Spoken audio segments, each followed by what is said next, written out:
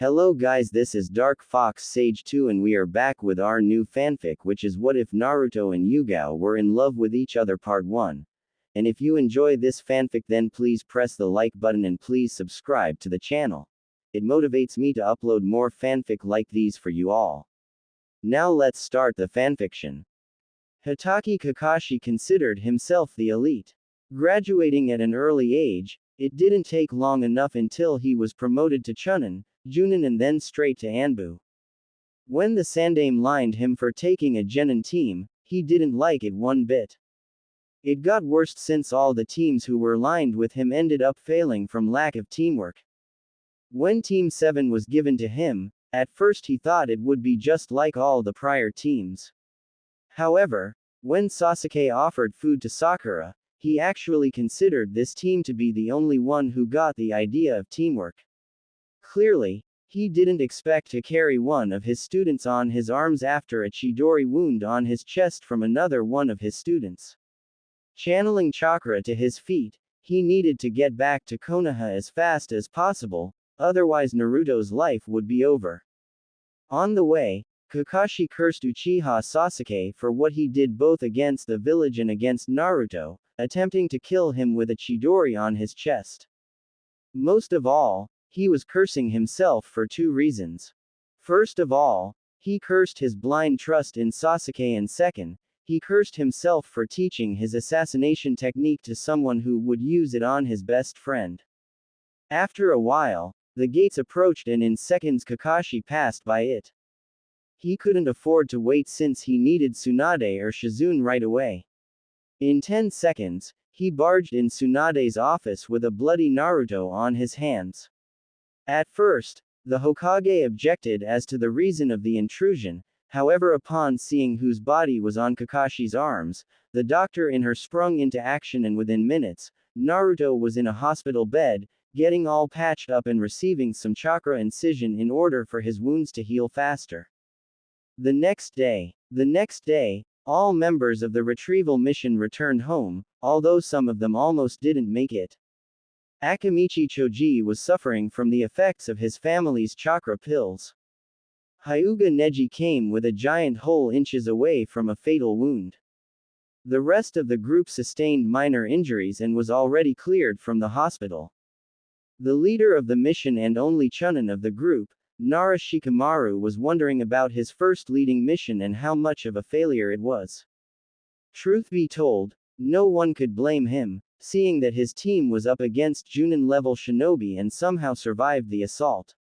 Also, they would be able to get Sasuke back, had one Kagaya Kimimaro not stepped in to aid the enemy.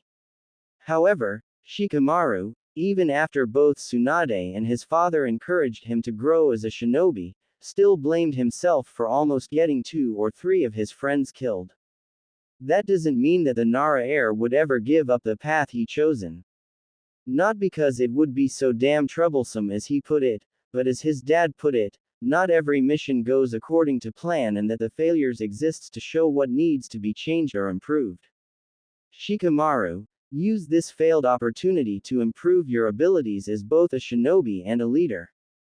Use this mission to be better prepared for the future so that mistakes like this can no longer occur, said Shikaku at the time, and Shikamaru acknowledged these words to heart. He would get stronger and he would improve his abilities. Man, this is troublesome, but I'll ask Asuma-sensei to help me with training, thought Shikamaru as he went home to rest after what seemed to be the longest mission of his life so far. However, while Shikamaru found the answer to his questions, there was one specific blonde who was lying on the hospital bed, not wanting to see anyone right now. He just looked outside as the sun was about to leave Konoha for the day and let the moon do its job. One would find it strange to see a usually hyperactive boy choosing, instead, to look at the window in pure reflection of the current events that occurred. However, one single event still didn't let his mind be. If it wasn't for the damn fox, Sasuke's Chidori would have killed him by either piercing a lung or the immense amount of blood loss. Naruto wondered if truly, Sasuke was being controlled by Orochimaru as he as well as everyone presumed. Nonetheless, Only Naruto himself could vow for who was in control of the Uchiha's body at the moment, simply because he was the one who fought him. For the first time since he met Sasuke, Naruto was in doubt over Sasuke's behavior. Of course, he knew Sasuke was a brooding bastard, but never did he think Sasuke would pierce his lungs so ruthlessly before. These events made Naruto realize that maybe he was the only one being delusional as to believe that Sasuke wouldn't be capable of something like this. Right before the Chidori attack, Sasuke did admit that Naruto was his best friend. However, after the attack, the blonde questioned himself as to the Uchiha really understanding what meant the expression, best friend. Killing someone they consider a friend, it would be safe to say the person was mad, but to kill a best friend, it would be like saying the man didn't have blood running through his veins. He remembered how much the others suffered as well trying to bring Sasuke back, and it sickened him to realize that had Sasuke not left, none of his real friends would be injured in the first place. For the first time since he met the Uchiha, Naruto became skeptical over his friendship with Uchiha Sasuke. What if Sasuke was always like this and the cursed seal was just the push needed for him? If such a thing was true, then why did I ever bother? Why did I even bother to see if I surpassed him or not? Those were the thoughts that now occupied Naruto's mind up to the point of him going through every experience that he had inside his mind and wondered why he focused only on beating the traitor than trying to improve the areas he lacked. Naruto immediately felt like he played the part of an idiot all this time. He was remembering every single screw-up he ever committed and how delusional he was for thinking that with just Kage Bunshin and an incomplete Rasengan, he would be able to grow as a shinobi. He now acknowledged that everything he ever thought about, everything he ever holds on to wasn't what it should be. Not focusing enough at the academy, not focusing enough to learn the basics before attempt the harder techniques. In fact, he remembered only passing the academy because he was able to do a technique that didn't even require a lot of knowledge to begin with. The Kage Bunshin no Jutsu, shadow clone technique, did only require one hand seal and lot of chakra to waste. The only thing he needed for this technique was to be able to mold chakra, and that he learned just after he entered the academy. Now grinding his teeth in agony upon not applying himself when needed in the past, Naruto cursed his very existence and also his lack to concentrate on his goal. This was the scene that a certain silver-haired Junin saw upon opening the door. Kakashi knew Naruto didn't want to see anyone and he was worried for his student. Usually, Naruto wouldn't behave like this, and truth be told, Kakashi was a little frightened that this event ended up closing Naruto's heart for good. He understood that Sasuke meant to Naruto just as Uchiha Obito meant to him, and if Obito ended up wanting to kill him, Kakashi would be desolated right now. Naruto, upon acknowledging his sensei's presence, kept staring at him with a disapproving glare since he thought he told everyone that he didn't want to see anyone right now. "Can I help you, sensei?" asked Naruto with a tone that showed Kakashi that his presence was unwanted right now. Kakashi for his part awoke from his wonderings and turned to study Naruto's strangely dark blue eyes right now. Usually, Naruto's eyes displayed a bright ocean blue that could be quite enticing, however now the Naruto in front of him wasn't the real Naruto. "Well, can't a sensei come to visit his student? I happen to know that you didn't want to see anyone right now, but I just wanted to talk for a second," said Kakashi as he picked up a chair on the far corner and placed it so that he could seat right in front of Naruto. The blonde for his part eyed Kakashi's movements and wondered what the hell Kakashi wanted to talk to him in the first place. Naruto assumed that Kakashi would try explaining a different version of the situation, maybe try running some damage control on it, but he allowed Kakashi to begin the conversation, to which the silver-haired Junin nodded and turned to state. "Listen, Naruto, I'm here to talk to you in regards of what you're feeling right now towards your teammate," asked Kakashi, but the look that Naruto returned to him was something he never thought he would see. Naruto's eyebrows were slightly lifted, as in Kakashi just said something curious to the blonde. Naruto was also smiling as well, but it was not even remotely close to one of his goofy smiles that everyone grew accustomed to. It was an ironic smile, particularly used when someone uses sarcasm to answer a question. Explain the word, teammate, for me, Kakashi-sensei. I may not have much experience with this kind of thing, but I know that teammates don't try to kill their teammates with a chidori on the chest. It was ironic, though, that just moments before he did this, he considered me as his best friend. If he did this to his best friend, I don't want to know what he does to his enemies, retorted Naruto, as in Kakashi just committed the biggest mistake of all times. However, he knew he was right, and also Kakashi knew he was right.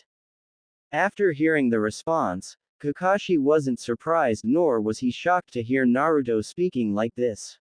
Nonetheless, Kakashi's reason for visiting wasn't only related to how Naruto was doing, but also to hear the blonde's report on their fight. When questioned, Naruto told him everything that occurred after he left Rock Lee to fight the Kagaya person. After Kakashi lifted himself from the chair, he wished nice recovery to Naruto and went for the door, before being stopped by the blonde. Kakashi-sensei, I want to ask you something, said Naruto, to which Kakashi nodded and turned to stare the blonde, who by now was remembering what he was thinking just before his sensei entered the room. Do you believe in the word regret? Asked Naruto, earning a suspicious look from Kakashi, who clearly didn't see this coming, especially one coming from Uzumaki Naruto, the boy who always screamed his never giving up slogan. After he returned to seating at the chair he once was, Naruto continued. Tell me something, Kakashi-sensei, and be honest about it. On your point of view, how I stand in terms of shinobi abilities, asked Naruto once again, now showing Kakashi what was this all about. Turning to think for a bit, at first he wondered why Naruto was asking said question, but thought about it either way. On a rational point of view, Kakashi didn't believe Naruto to have what it takes to become a ninja. Even though he was, indeed, a chakra house, his chakra control wasn't near as good as an average genin. His speed skills were mediocre at best, and his taijutsu as close to street fight as possible. However, he knew that once Naruto fixated his mind on something, he was certain Naruto would manage to finish no matter what. When he looked at Naruto's eyes, he knew Naruto was waiting for a straight answer here, so he gave his point of view. If you want an honest opinion about it, you have a long way in front of you if improvement is what you seek. Your chakra control isn't appropriate and your fighting skills are close to a street fight. Above all things, a genin-level shinobi has to have at least the academy-level taijutsu and above water-walking level of chakra control.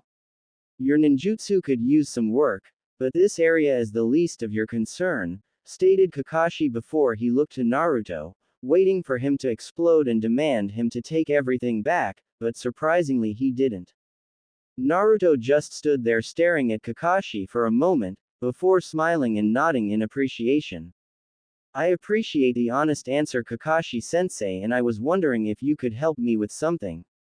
I can't leave here for another 2 days, so might as well get to training. Would you mind picking some books that will help me understand some concepts better? Asked Naruto, to which Kakashi looked at him as in Naruto grew another head. Naruto wanting to read books was really something he didn't expect. Nonetheless, Kakashi just nodded in affirmative and asked what he needed. Thanks. Well, I was wondering if the library had any scrolls on After Academy Taijutsu and Chakra Control. Also, I'm sure there is a book on ninjutsu I could learn apart from the 2 I already know, stated Naruto, to which Kakashi nodded and said he would see what he could find and then return soon. A few hours later, after giving Naruto some books about some forms of taijutsu, chakra control and D-to-C ranked ninjutsu techniques, Kakashi was in front of Tsunade explaining Naruto's fight to her and also expressing his concerns about the blonde. Tsunade was impressed about hearing Naruto applying himself in studies and told Kakashi of what Jiraiya wants to do with Naruto, once he received clearance from the hospital. Kakashi, Jiraiya is going to take Naruto with him for a 2.5 years training trip. He plans to teach Naruto better deals with the Kyuubi's chakra as well as focus on some points the blonde lacked in his shinobi education. Now considering that Naruto is already studying to correct his flaws, maybe Jiraiya can initiate him on more advanced forms of ninja arts. Now, you're saying that Naruto is now skeptical towards Sasuke, said Tsunade, with the late statement sounding like a question. Yes, Tsunade-sama, according to him, someone who tries to kill him doesn't deserve to be called teammate. It was clear in his eyes how much hate and anger he is feeling right now. I can only worry about his path now, that whatever innocence yet left in him, now it was completely shattered by Sasuke's doing, said Kakashi, still looking down like he was considering the event to be somehow his fault. Looking at Naruto losing his innocence was enough to shatter whatever confidence Kakashi had in himself both as a shinobi and as a teacher. Also, when Kakashi laid out Naruto's flaws, Kakashi knew that he should be the one correcting it, since Naruto was his student after all. Also, he expected Naruto to shout about not receiving fair treatment, but instead all the blonde did was appreciate his honest answer and ask for some books so that he could improve the areas he lacked at the moment. To Kakashi, it felt like Naruto didn't need him for much. It went without saying, though, that his pain was visible and Tsunade caught it easily. What are you thinking, Kakashi? What is it on your mind right now? Asked Tsunade, a little worried about seeing Kakashi's dejected face looking down the floor as in he was the one to blame for this whole situation ever occurring. Tsunade was surprised to see Naruto asking for some books and wondering why he didn't come for Kakashi for help. It couldn't be that Naruto didn't consider Kakashi to teach him what he needs to know, however if that was the truth, then something happened to lead him to think about this. Lifting his head to look at the Hokage in the eye, he answered with all honesty possible. Seeing Naruto asking for books to help him improve, made me realize where I made a mistake. Out of pointing out Naruto's mistakes, not one time I set myself to correct them. Not even when he managed to succeed in passing to the last phase of the Chunin exams, did I try to improve his abilities. Instead, I focused on Sasuke and placed Naruto under the hands of Ebisu, before Jiraiya came up and taught him some stuff.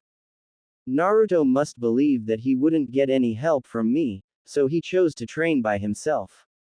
I guess I'm not a competent teacher as I led myself to believe, said Kakashi, to which Tsunade sighed, but she had already figured something like this happened. Speaking of Naruto as a subject, she could easily find a number of things that needed correction, however Kakashi ended up neglecting the boy training and that cost him dearly, had the Kyuubi's chakra not helped Naruto. Kakashi, I understand how you feel, but bear in mind that not everything is lost. Naruto will receive the training he needs from Jiraiya and I'm sure he'll come back an entirely different shinobi.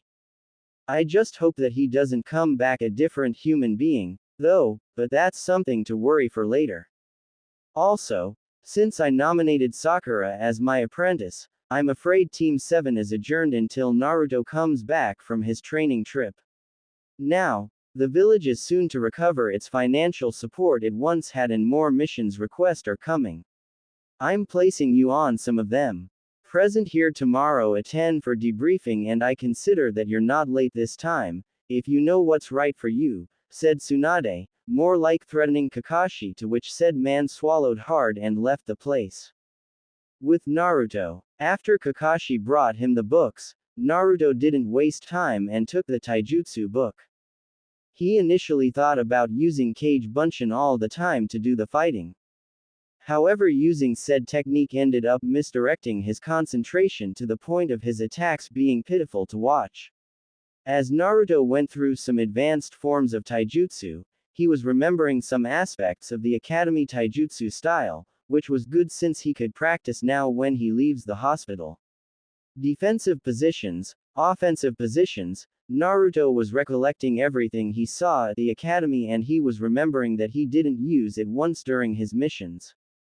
It was already late at night, but the blonde didn't want to sleep right now. He's been lying down for enough time to condemn sleeping, so he instead focused on studying and improving his knowledge.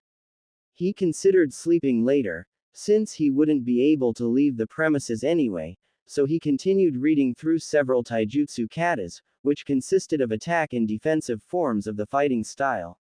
It didn't take long to finish the book, since it contained a number of images to explain the positions rather than an actual text.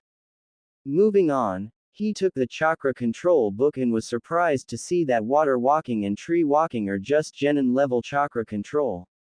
According to the book, the next level would be suspending a kunai on top of the ninja's hand using chakra to sustain the object in the air.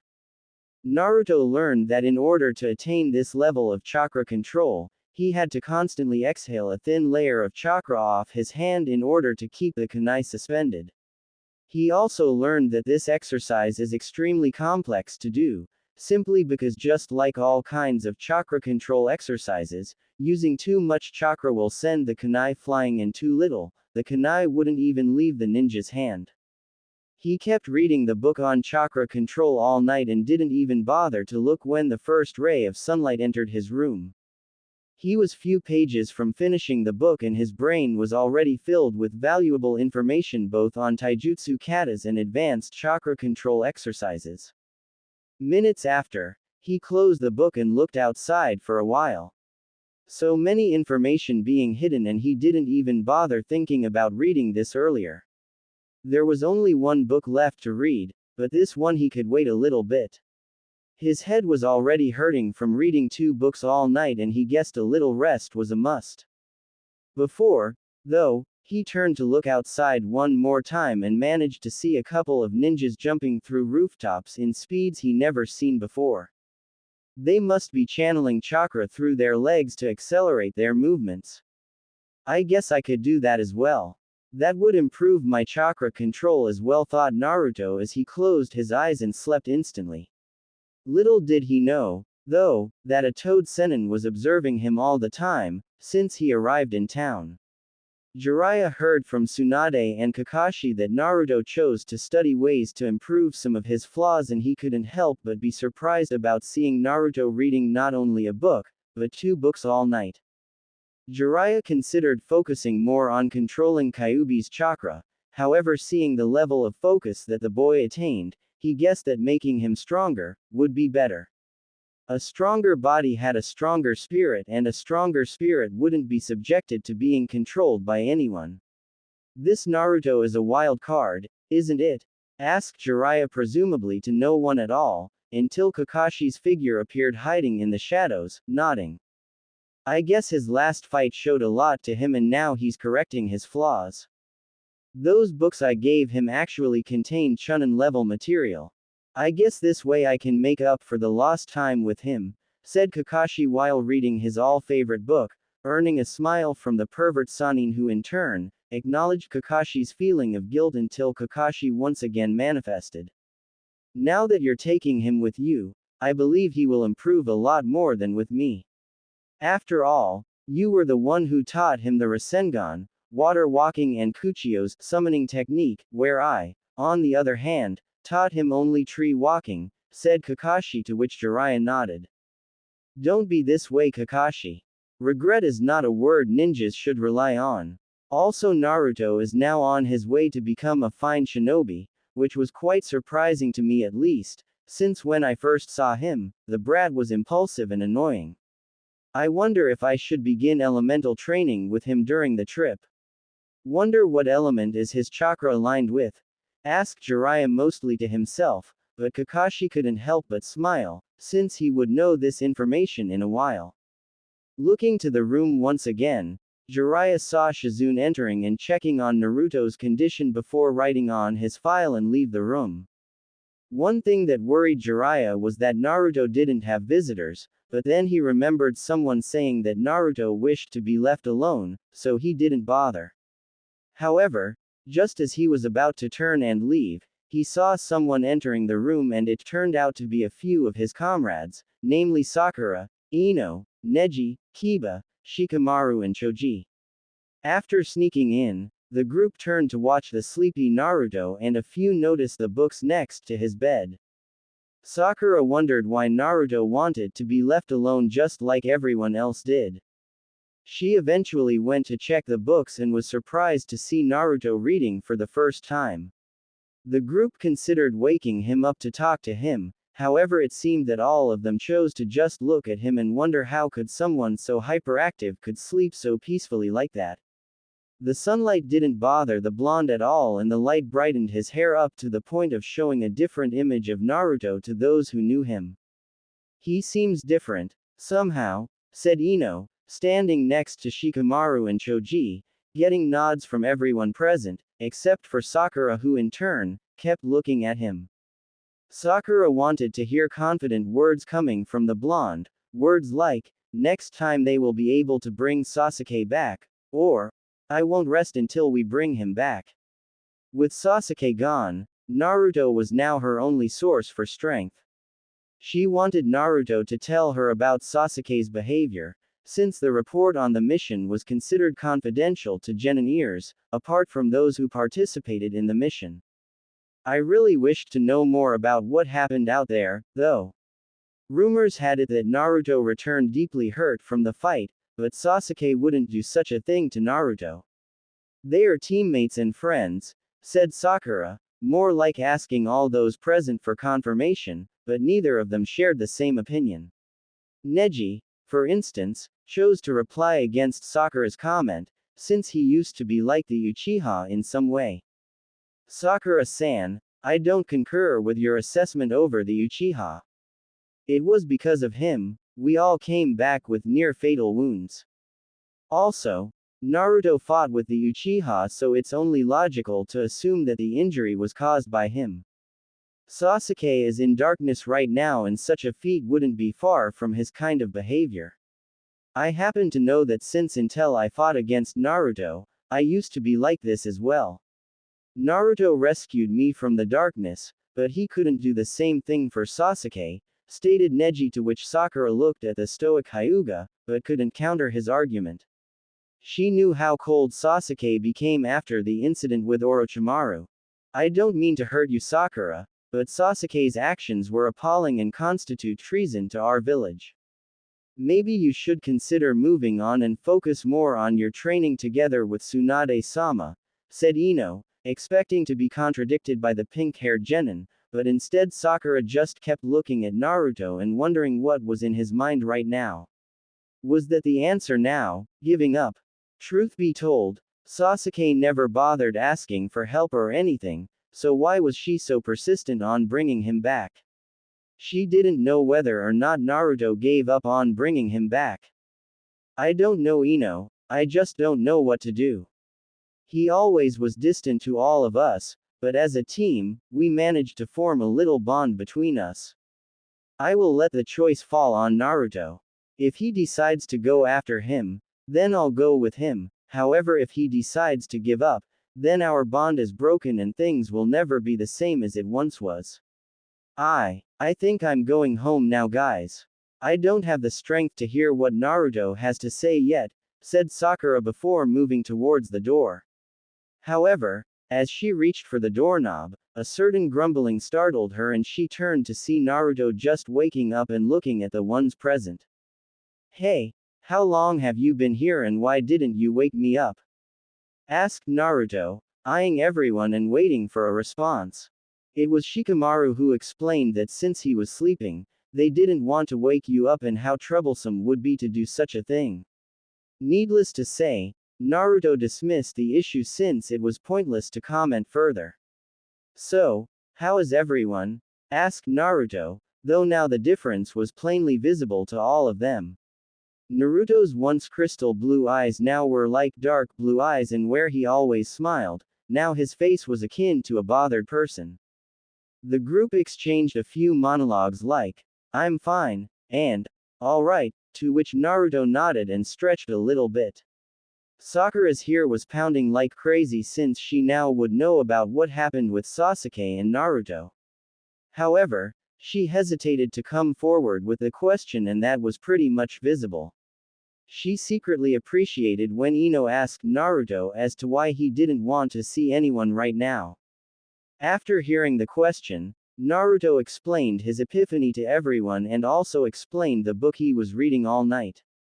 Along the explanation, the group was stunned and now wondered what triggered him to think like this. When he was about to explain what happened, Shikamaru stopped him, saying that the details of said mission was considered restricted to genin ninja apart from those who participated in the mission, to which Naruto acknowledged and stopped talking. Naruto heard about Sakura being apprenticed to Tsunade and congratulated her. However, everyone saw how Naruto addressed Sakura and all of them wondered where went that crush of the blonde. Sakura, of course, was the first to notice, and that came somehow as a higher shock than Sasuke deserting the village. Sakura oftentimes found Naruto to be annoying, asking to go out with her, but when he stopped doing it, she now missed it. Well, since Sakura will be training with Tsunade, I guess I'm on my own, then. Someone of Kakashi-sensei's caliber won't be held up to teach one single genin. No matter, though, these books taught me a lot and I can't wait to leave this place and begin training, said Naruto, taking his 3 books and laying them on top of his bed. The group, though, wondered about Naruto's training, since all of them concurred with him about Kakashi. Little did the group know that said person heard it all and sighed before turning to Jiraiya. Quite humble of him, wouldn't you say, Kakashi? Quit worrying about it. When I'm through with him, he'll be 10 times stronger, trust me on this, said Jiraiya, to which Kakashi nodded and left. After seeing Kakashi leaving, Jiraiya turned to look at Naruto and wondered about a few things. I'm glad Naruto isn't fixed on rescuing the Uchiha boy. This way, his growth won't be hindered by simply overcoming the Uchiha. I guess my sensei days are up once again. Back to Naruto's room, silence ruled the place. Sakura managed to ask Naruto of his intentions towards Uchiha Sasuke, and he eyed Sakura with what seemed to be a sarcastic smile. Naruto thought quite a lot, but he acknowledged the fact that he didn't think of Sasuke at all, other than the fact that the Uchiha tried to kill him. Oh, he didn't need to think about it, since the answer was already clear in his mind. However, because of the secrecy towards the mission, he had to hide some aspects of what happened and focus more on Sasuke's reasons. Sakura, in my opinion, you can't bring back someone who doesn't want to return. Sasuke left because he thought it would be better for him than staying in the village. Any missions towards rescuing him would turn to failure simply because he doesn't want to return, nor do I wish to go after him. Some aspects of the mission led me to believe that Sasuke was a loose cannon just waiting for a little push. So, I don't intend to go after him anytime soon, unless the Hokage orders me to do so, explained Naruto before seeing Sakura lowering her head to looking towards the ground and left the room.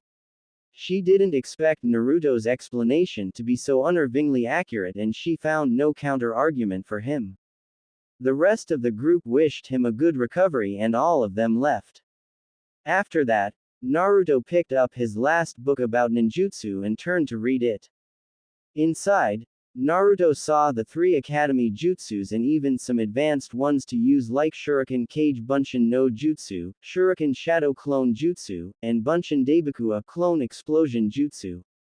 Also, he saw a technique called Gyorai Shin no Jutsu, Torpedo Needle Jutsu, and read about the technique. So far, all of these techniques were relatively easy to do, since the first 2 required a technique similar to the Kage Bunshin and the last one Naruto just had to mold chakra correctly through a correct set of hand seals. However, the next ones were purely elemental jutsus and Naruto wouldn't be able to do since he didn't know how. Seeing the rest of the book was divided into elements, Naruto sighed and closed his book. He was going to leave it at the table in front of him when 2 papers fell on his lap. Lifting an eyebrow, Naruto picked them and saw that someone sent him a message. Naruto, I see you notice that apart from some jutsus, this book contains mostly elemental jutsus. So, the next paper is a special one. This paper is what we use to determine a ninja's element. Every shinobi has a link towards a certain element, which means that he or she will be able to perform jutsus towards that element easier than others. As you know or don't know, there are 5 elements: fire, lightning, wind, earth and water. Therefore, by channeling chakra to this paper, you'll be able to find which element you are best suited with. After channeling chakra to the paper will either get soaked water, burn fire, turns to dust earth, crumbled lightning, or split in half wind. Kakashi. After reading it, Naruto turned to look at the paper and studied for a second. After a moment, he shrugged it off and did just like Kakashi's explanation said. He channeled chakra for a while, before he saw the paper splitting in half, indicating that he contained a wind affinity. Wind? Huh, it's very rare to have such an affinity, Naruto, said Kakashi, earning the blonde's attention only to see that not only Kakashi was there as well, but also Jiraiya. What do you mean by saying rare, Kakashi-sensei? Asked Naruto, to which Jiraiya chose to fill in for him. Since we're in fire country, that means the majority of our shinobis possess a fire affinity, which is quite opposite to wind. Other affinities, although less common than fire, are also in abundance in Konoha, like earth and water, with lightning being second last and wind being last, said Jiraiya, to which Kakashi nodded as well as Naruto. So that means any knowledge towards wind is limited in Konoha, said Naruto, gaining nods from Kakashi and Jiraiya. Truth be told, he didn't need much to work with anyway. His book explained about food and chakra control exercises, so the techniques he could learn from someone with knowledge in the area. Lifting his head once again to face his senseis, he wondered why Jiraiya was there and not focusing on his research as he often did. Upon voicing it, Jiraiya snorted at the blonde for his comment, but explained about the training trip. Needless to say, Naruto was surprised upon seeing that he would leave the village for that long, but he wondered why he needed to get out of the village, to which Jiraiya explained that aside from training, Jiraiya would be protecting him from the Akatsuki, thus satisfying the blonde's curiosity. Truth be told, Naruto wanted nothing more than train to correct his flaws, and training under Jiraiya would enable him time to correct them and also learn a lot. Jiraiya explained that they would leave as soon as he was cleared from the hospital, to which Naruto acknowledged it and appreciated the opportunity to train. After the Junin and Sanin left the room, Naruto picked up his book and turned to look at the Fuden section and how to manifest Fuden chakra. The next day, Naruto had to say the stuff he saw on the ninjutsu book about Fuden ninjutsu, and safe to say, he was really cursing himself right now. So much information kept hidden from him, and only now did he choose to take a moment of his life to actually read. It was only after the nurse that checked on him came here to discharge him from the hospital that he took his clothes and left straight to a training ground where he could train and incorporate everything he learned through reading during his stay in the hospital. After all, Naruto didn't want to waste any more time than he already did. He now knew that in order for a shinobi to grow strong, he or she had to have the strength and will to never give up and always fight through numerous obstacles that appear through life. Immediately after arriving in one of Konoha's many fields designated specifically for ninjas to train, Naruto went to one of the taijutsu logs on the field and began to beat the hell of it by going through the katas that he learned from the book. Although he knew his form was still far from perfection, he also knew that taijutsu required practice, so it wouldn't be possible for him to just read a book and immediately know how to do it. Nevertheless, he continued to beat the log in hopes of getting it right. After a while, he looked at his dirty hands and a few wounds from beating a log repeatedly and remembered when Lee was fighting Sasuke right at the beginning of the Chunin exams. Closing his hands once again, forming fists, he looked once again the log and began once again, the katas this time, adding some kicks as well. This time, however, Naruto found he was better than before, and he realized that Lee was right. Only through harsh training can the ninja evolve. Stepping away from the log for a bit, Naruto began the katas on pure air, like he was in a showdown of martial arts. It wasn't as painful, and Naruto could see that the speed of his movements was increasing periodically. It was only after 2 hours that he sat on the ground and looked up as the sunlight obscured his viewing for an instant.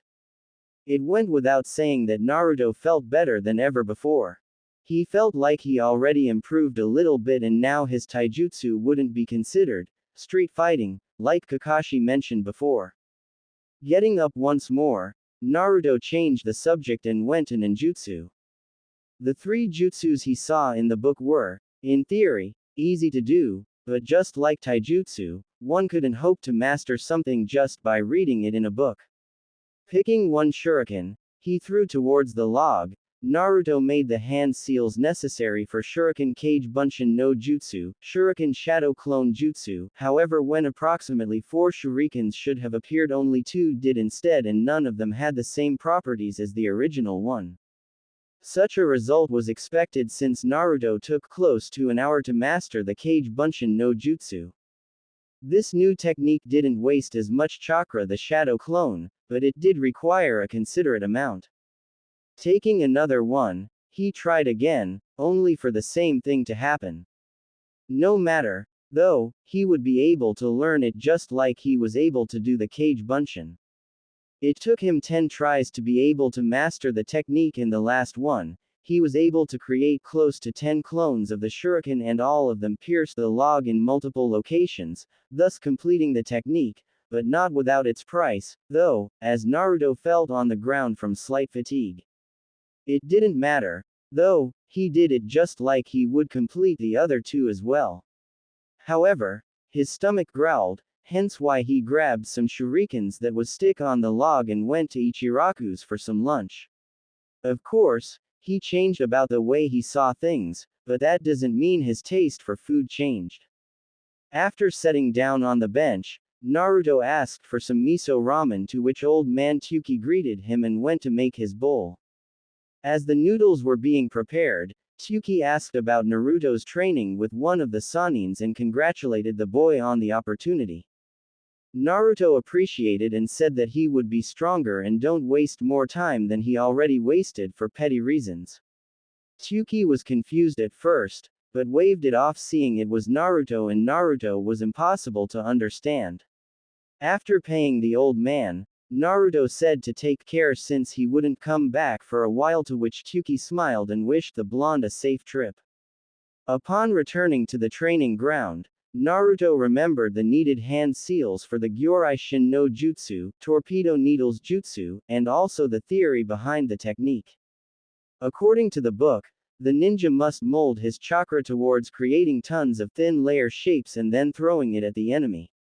Of course, the book made it as easy as a simple henge, but the blonde knew better that chakra manipulation was a chunin level material.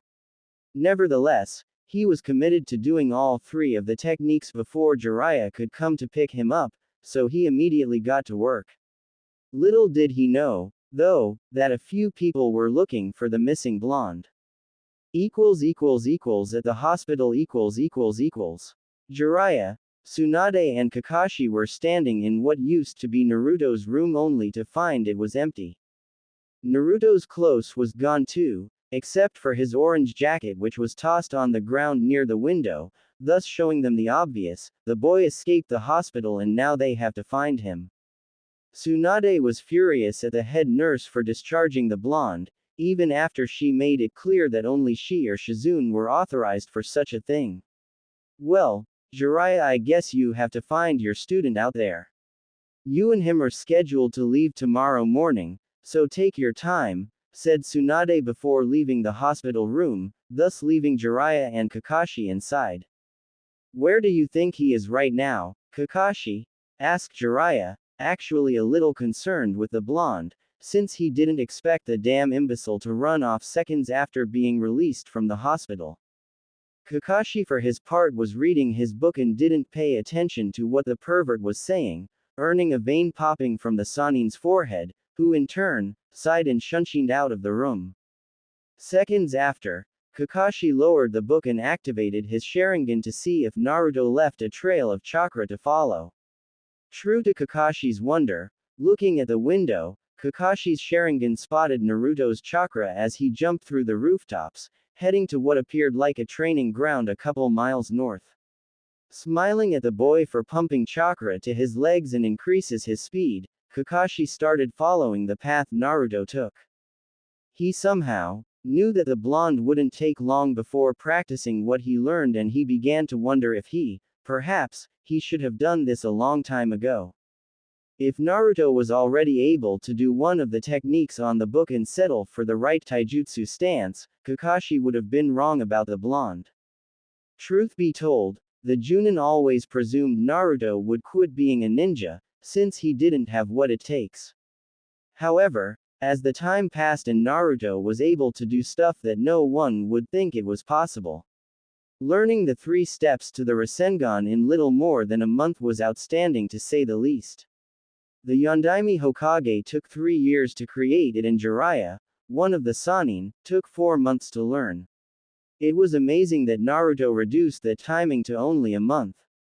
Kakashi remembered seeing at the book he selected for Naruto regarding ninjutsu, and he remembered that apart from the elemental ones, they were 3 jutsus that Kakashi would have wanted to teach Naruto, since it really matched Naruto's unpredictability attacks. Shuriken Kage Bunshin no Jutsu, Shuriken Shadow Clone, Bunshin Daibakua, Clone Explosion Jutsu, and Gyorai Shin Torpedo Needle. They were tough to master, but once he manages, he would be able to add 3 very powerful and very handy jutsus to his arsenal, not to mention the Fuden techniques he would be learning with Jiraiya on his travel. After the last rooftop, Kakashi saw the blonde and also managed to see that he was doing the Tatsu Dragon Seal, which was the last one needed for the Gyorai Shin, before Kakashi's eyes widened out of proportions. After Naruto finished the hand seal sequence, tons of chakra needles formed around him, before Naruto moved his hands towards the Hitsuji Ram seal and shooting the needles forward the log, thus making tons of tiny holes which would kill any enemy easily. Kakashi wondered how much time Naruto was training, since the hour of his hospital release was 3 hours ago. Kakashi couldn't figure out how Naruto already learned this jutsu in 3 hours and thought about it for a while. How could someone, with no good history at the academy, learn advanced jutsus so easily? Would it be because he got the chakra capacity of a Junin? No, Jiraiya already taught him the water walking exercise, so it couldn't be high chakra capacity. It was another thing, definitely was. Kakashi wondered if Naruto was a genius in disguise, but then again, he shouldn't be surprised at yet another surprising feat from Naruto. After completing the technique, Naruto kneeled on the ground from extreme chakra usage for the day. He cursed not having enough chakra to complete the 3rd technique, but thought again since the Bunshin Daibakua required a lot of chakra at disposal and Naruto now didn't have enough. He figured that some rest would do the trick and his chakra would come back, so he just went to a tree nearby and sit down near it while admiring his work so far. His taijutsu was coming along nicely and he just added 2 new jutsus for him to rely on while fighting. The last technique, though, was what Naruto wanted to master the most for the simple reason of using it as a trap. Summoning a lot of Kage Bunshins and place some of the exploding ones in the middle so that when the enemy begins hitting them one by one, eventually he would be hitting the exploding one and would be sent flying because of it. Back to Kakashi. He was looking down at Naruto since the blonde happened to pick the same tree he was hiding in order to rest up a bit. At first, Kakashi considered just falling to the ground and greeting his student. However, for some reason, he hesitated. He didn't want to meet those same eyes he saw at the hospital. Kakashi just didn't have the words to talk to him right now. After all, it was him the one who taught Sasuke the Chidori, who in turn used it to pierce Naruto's flesh, thus almost killing the blonde if the Kyuubi wasn't inside him. The Junin considered saying he regretted doing what he did, but he had a gut feeling that Naruto would close up once more and say, "It was alright," with dejected eyes. 1 hour later, Naruto got up and felt that his chakra was beginning to fill him up. Albeit slowly, so he decided to train more taijutsu. So, He initiated the katas as he beat up all the imaginary opponents in the air. Meanwhile, Kakashi was watching intently and also managing to see some nice punches going on down there, before seeing Naruto alternating between punches and kicks. Seeing the blonde training hard sent an unknown wave of pride to Kakashi that never before happened. When he trained Sasuke for a whole month, not one did the Uchiha cause that to Kakashi, but Naruto, in less than a day, made Kakashi realize how deeply he messed up with the team. Suddenly, someone instantly appeared behind Kakashi, but he knew it wasn't Jiraiya since his visible eye caught sight of green. Good afternoon, my fellow rival. How about we took advantage of this beautiful day and test our abilities to the extreme? Yosh, screamed Guy, before Kakashi placed his hand on Guy's mouth in time for Naruto to just look up, since he thought he heard someone screaming. After Kakashi signaled for Guy to be quiet, he looked down and saw that Naruto waved it off and returned to his taijutsu training. Meta Guy turned to see what his rival was observing only to smile and give his thumbs up to Kakashi. Oi Kakashi, Naruto sure is filled with the fire of youth, he and Student Lee are the same, smiled Guy as he saw Naruto's punches and kicks connect to the log repeatedly. Kakashi for his part thought about teasing the green Junin, but he couldn't fault but agree with his old friend. So, unlike any other precedent, Kakashi smiled and nodded. The green beast was astonished with the normal reply and wondered what was wrong with his once-hip rival. However, before he could answer, Kakashi filled in the blanks. Naruto has a keen sense of never giving up and he will use that to become stronger. He doesn't need me as his sensei for that, mumbled Kakashi. Guy, for his part, understood what happened. He heard about what happened from his student Neji and thought about how unyouthful the Uchiha was for trying to kill his teammate with the technique Kakashi taught him. Did he learn that stance all by himself, Kakashi? Asked Guy, clearly concerned for his rival's supposed lack of teaching skills. However, to his relief, Kakashi nodded his head in the negative and explained that he selected some books for Naruto to read while he was recuperating in the hospital, but Kakashi already knew where his rival wanted to go. I know what you're trying to do, Guy, and I thank you for that, but all I ever did was show him the books to read. He was the one who draw the conclusions and you can see now how good he is on his own, whispered Kakashi, to which Guy nodded and looked at Naruto once again, who in turn was using both his fists to pound the log mercilessly, and he remembered his student Lee doing the exact same thing. You know what, Kakashi? I think you should go there and train him. He'll be with Jiraiya for a long time and maybe, you can at least help him with one technique. Well, I'm off to run some laps around Konoha. Yosh, screamed Guy before vanishing and leaving Kakashi alone to watch Naruto. He thought about what Guy said and wondered if really Naruto would be resentful to him now wanting to be a sensei to him. It's not that Naruto ever showed resentment at the Junin, so what was he thinking that the blonde would blame him? Sighing in dismay, Kakashi vanished a few meters away, so that he could approach the blonde, by walking casually. In Tsunade's office. After trying to search for a little while, Jiraiya was called by Tsunade and now both of them began talking. The pervert explained about what he would be training Naruto in and how he would be power up his spirit and resolve enough to combat the Kyuubi within his stomach.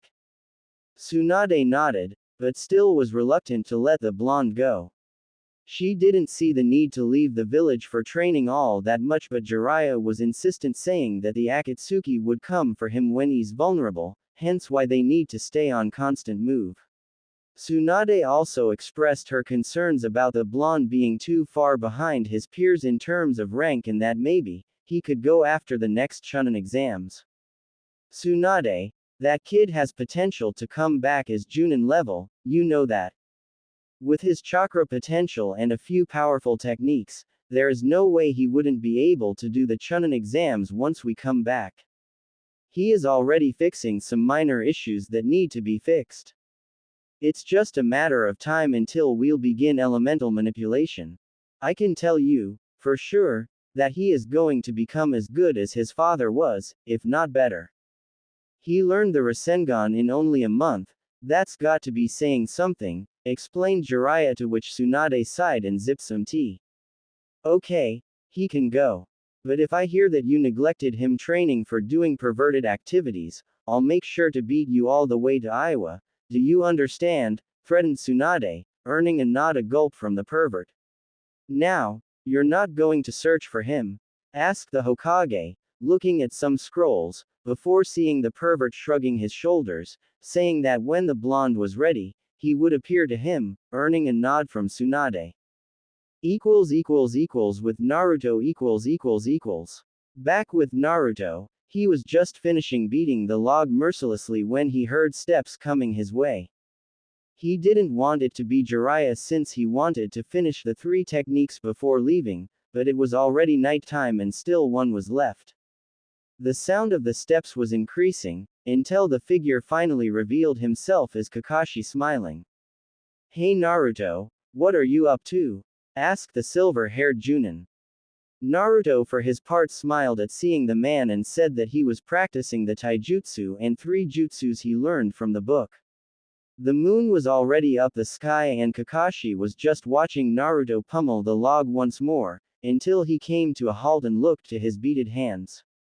He already had the chakra necessary to attempt the last jutsu, so he stopped and summoned one shadow clone, before Kakashi stopped him. Naruto, I think I know what technique you're trying to do, but with the clone so close, you could get caught in the explosion. Send him a couple steps further and pump as much chakra as you can in one go. That's the secret of the Daibakua, taught Kakashi, to which Naruto nodded and looked as the clone began walking a few steps before stopping and looking to the real one, who in turn focused on the ram seal and immediately molded as much chakra as possible in one go. The clone was suddenly enveloped in a big explosion, thus completing the technique. Of course, Naruto's explosion wasn't as big as Itachi was, but it would certainly cause damage to the enemy. Kakashi smiled upon seeing that Naruto already managed to master 2 of the jutsus that he set for the blonde. Not to mention that the Genin's taijutsu was now up to low Chunin level. Looking back at Naruto, Kakashi saw that he was smiling, but the smile was different. This smile was a satisfied one that someone wears it upon being able to overcome an obstacle, after failing a few times before. Upon asking, though, Naruto said that for a long time, he thought he was doing fine as a shinobi, but now he saw that he was just being delusional about his abilities. Listen Naruto, seeing as you'll be gone for a long time, how about I buy you some ramen? Invited Kakashi, earning a nod from Naruto. Some minutes later, teacher and student each took a sit at the ramen stand and placed their respective orders. As they waited, Kakashi asked about how it was to travel and train with the Sannin. Naruto thought about it for a while, but in the end, he didn't have much to say, other than the fact that the man would only teach him one time and leave him to practice. Naruto told him about the 3 stages of the Rasengan and how it was, initially, weird to practice with water balloons and rubber balls.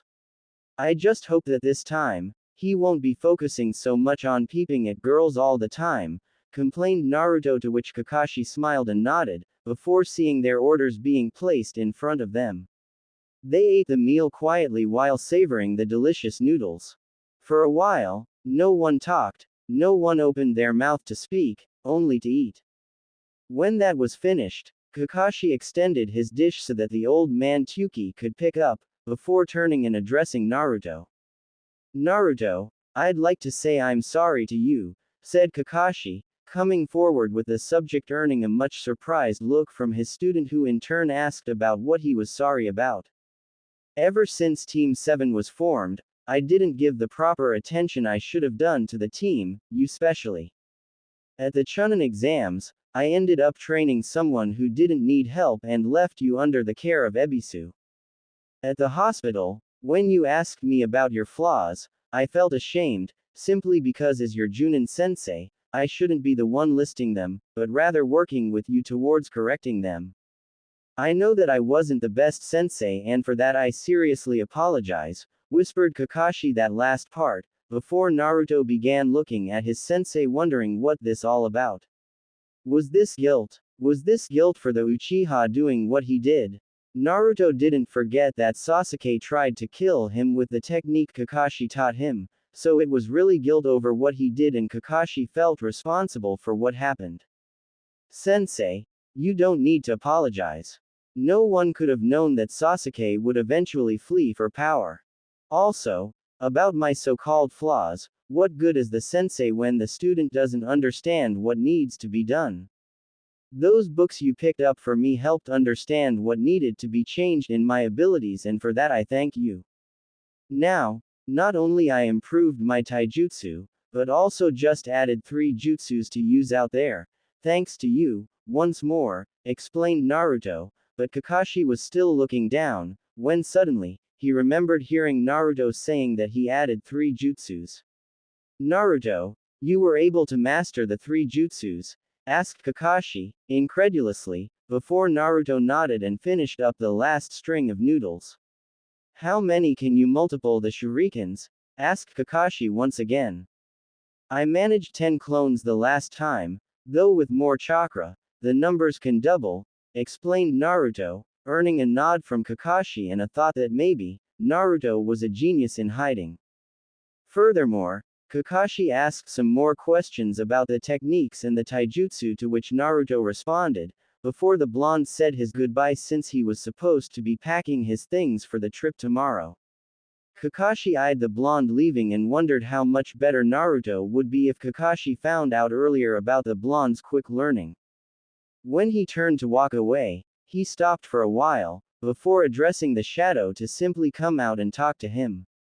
Ah, Kakashi, I didn't want to intrude in student-teacher conversation, but Tsunade-sama wants to talk to you immediately, said the shadow, before leaving.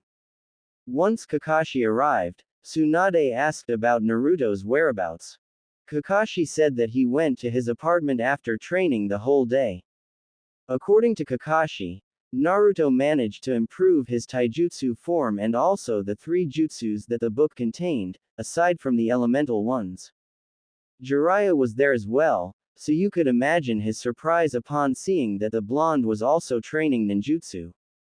After hearing Kakashi's statement, Tsunade nodded and took a scroll next to her.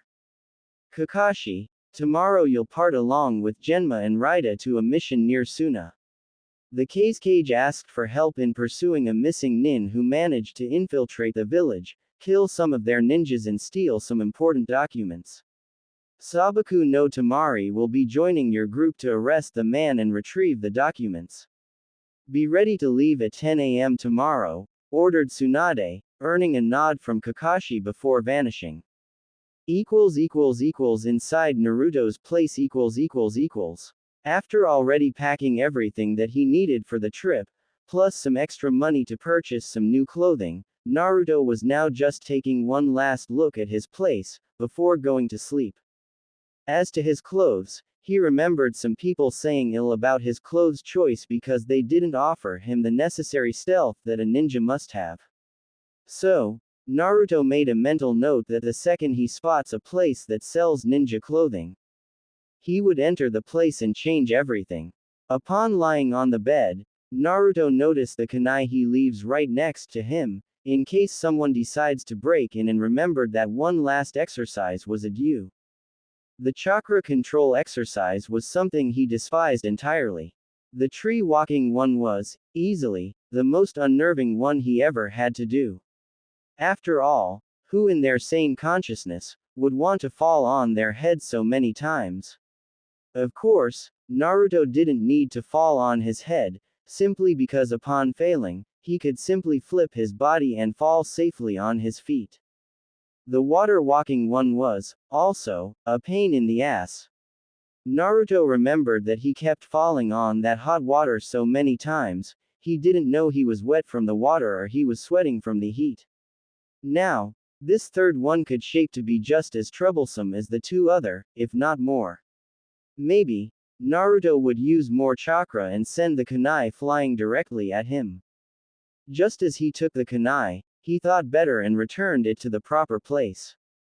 His chakra system took a heavy blow today and he wanted nothing more than simply sleep for a while. It wasn't long until his mind started playing tricks on him, which meant that, just like every night he fell asleep, he was having a nightmare. Usually, it was just memories of people looking at him with disdain and anger, nothing that he couldn't handle in time, thus didn't bother his sleep. However, this one was different, or at least started out differently. He was inside a dark room, where inside he couldn't say a thing except for a bed that was illuminated. As he walked closer, he noticed that a boy closer to his age was there sleeping with his face looking up. Upon approaching, the person's identity was plainly visible to Naruto. The cursed seal on his neck was glowing with intensity, but instead of reaching Sasuke to see if he was alright, Naruto just stood there impassively. Suddenly, Orochimaru appeared next to Sasuke and extended two white snakes around Sasuke's body slowly, taking possession of his body. Orochimaru stopped for a while and watched Naruto to see if he would do something to stop the snake face, but Naruto just remained there stoically, watching as Orochimaru managed to complete his possession of the Sharingan, before transforming into a monster and began his havoc and mayhem. Suddenly, in front of Naruto, appeared Sasuke once again looking at him, demanding answers about why Naruto let Orochimaru take over his body. The answer, though, was an easy one to make. Clearly you didn't expect me to help you after you tried to kill me, didn't you, traitor? Asked Naruto before seeing Sasuke's spirit leaving, while looking at the blonde's eyes, without uttering a single word in response.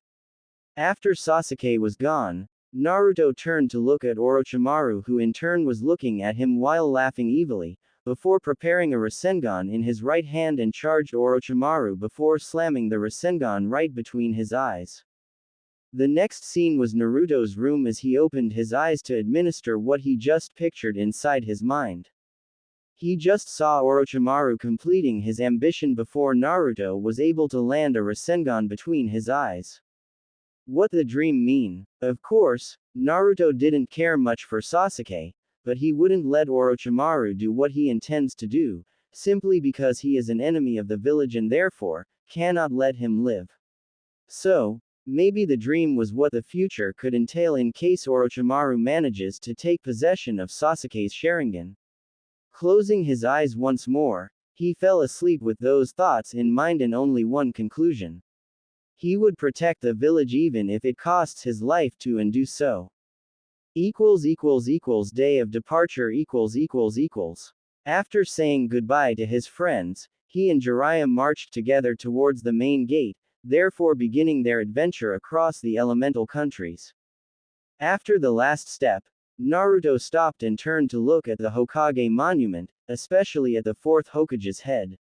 "I'll come back stronger and protect the village just like you did, with your life, that's a promise," screamed Naruto to no one, until Jiraiya screamed for him to hurry up or else he would leave without him.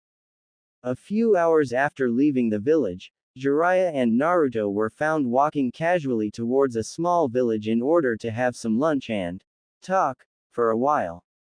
Suffice to say, Jiraiya wanted to talk with Naruto not only because he wanted to create a suitable schedule for the blonde's training, but also in order to find out as much as possible about the eternal enigma that was Uzumaki Naruto. In their last trip, Jiraiya was practically begging for Naruto to stop screaming from time to time, but now the blonde didn't matter a single word since they left Konoha.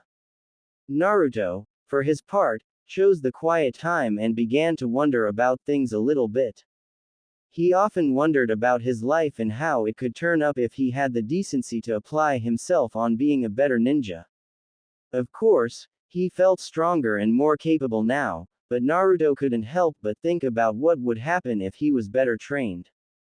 Surely, he would do better in missions and maybe overcome the Uchiha in battle because of it. Naruto was not stupid enough to realize that he just learned 3 advanced jutsus in only a day, therefore it was safe to say he could be already proficient in Fuden ninjutsu by now. I surely messed up with my training, no matter though, I'll have 3 years to make up for the lost time and hopefully become strong enough to be of aid to the village, thought Naruto as he looked up only to see that they were approaching a small village. Naruto, why don't we stop here for some lunch? I bet you're hungry, offered Jiraiya, earning a nod from Naruto, who appreciated the offer and said that his feet was already hurting from that much walk. Jiraiya couldn't help but laugh upon eyeing his new student's determination. Another aspect of Jiraiya's concern was towards Naruto maybe becoming respectful for a change.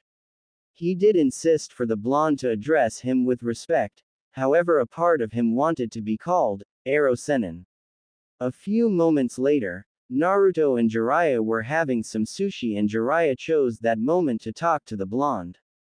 Oi Naruto, as you know, we'll have 3 years to spend on your training and I expect that in the end of this 3 years, your level would be somewhat close to Junin, said Jiraiya, earning a look in surprise from Naruto, who thought he heard that Jiraiya wanted him to be close to Kakashi's level upon returning.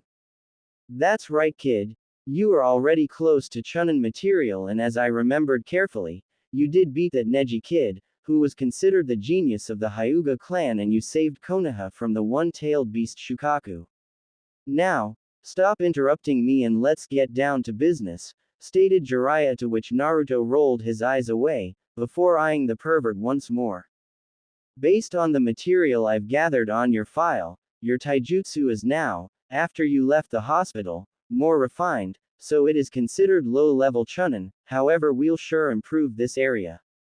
Genjutsu, I'm sorry to say your ability is practically none.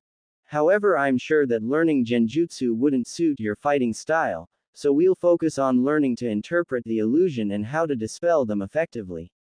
Chakra control won't be much of an issue here in our training, since you already completed the tree and water walking, explained Jiraiya, but Naruto stopped him for a second.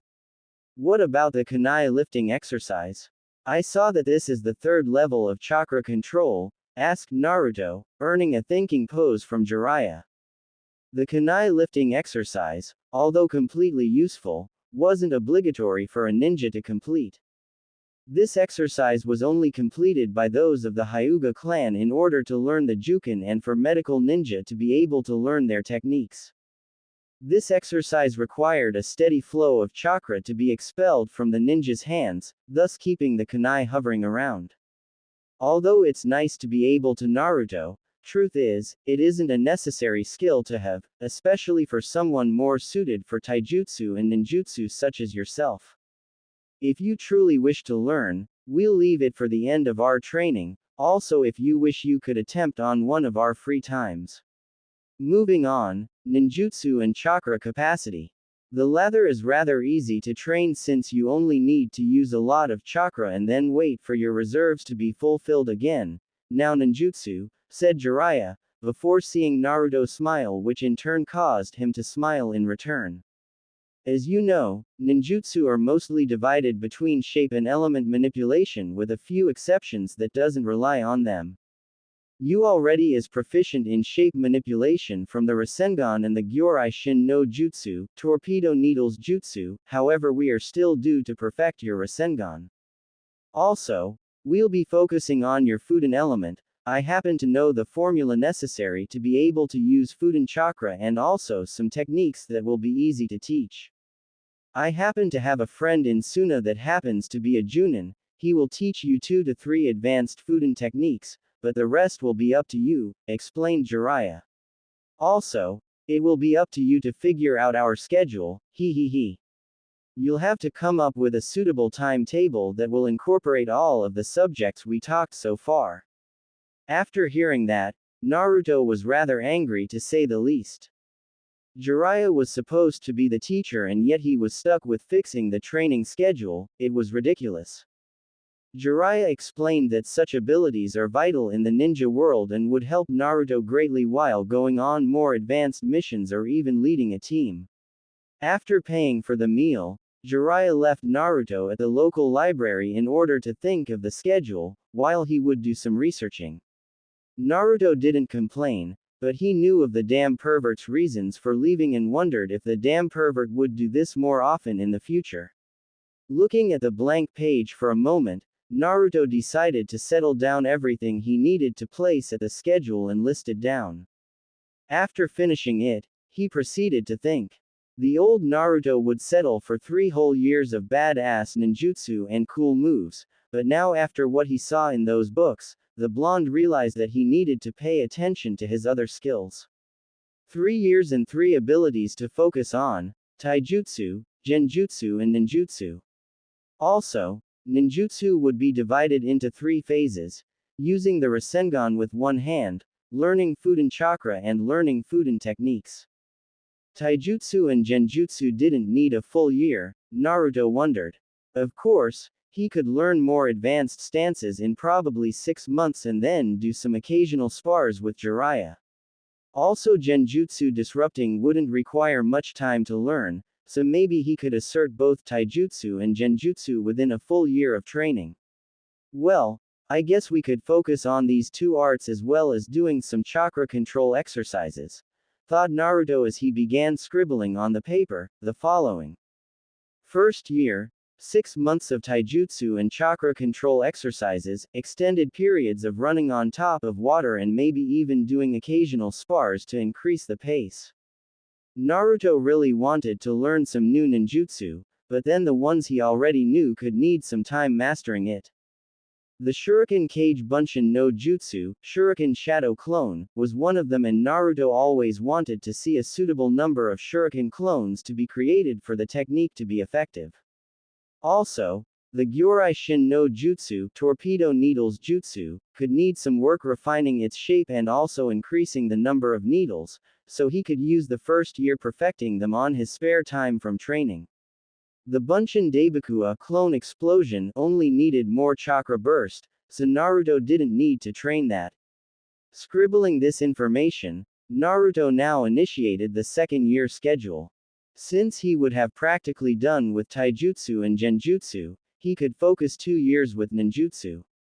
Sometime in the past, he heard someone telling that he was a ninjutsu type of ninja, because of his unlimited chakra capacity. So, with the proper control and the advanced techniques, he was sure to learn. Naruto was practically drooling in anticipation. Nevertheless, he needed, before learning any other jutsu, to use the Rasengan in one hand, so he settled for 3 months exclusively for the Rasengan. After that, Jiraiya would be teaching him how to have access to Fuden chakra. However, Naruto was clueless as to how much time it would be required to do this. The part of the book didn't say much about it, so he settled for taking the rest of the year for such a feat. After all, in case he manages to learn before the end of the second year, maybe he could focus on other abilities. Looking at the paper, he turned to scribble once more. Second year, 3 first months Rasengan training in order to be able to create it single-handedly, without the clone's assistance, and 9 months of Fuden chakra manifestation training. In case I manage to do it in lesser time, we can focus on learning 1 or 2 Fuden techniques and spar on top of the water, using both taijutsu and ninjutsu. Objective: fighting experience and mastery of jutsus in the heat of battle. Of course, the third year would be focused on Fuden techniques that Naruto would be learning from both Jiraiya and a man in Suna. So, he scribbled the last year and turned to read it once more in order to see if he didn't miss anything. Naruto was actually satisfied with his schedule. Truth be told, the schedule was a good idea, since it would keep not only him in place but also for his perverted sensei. Leaving the paper on top of the table for a moment, Naruto began to look around a bit. This wasn't a shinobi library, hence why he couldn't pick anything that would interest him.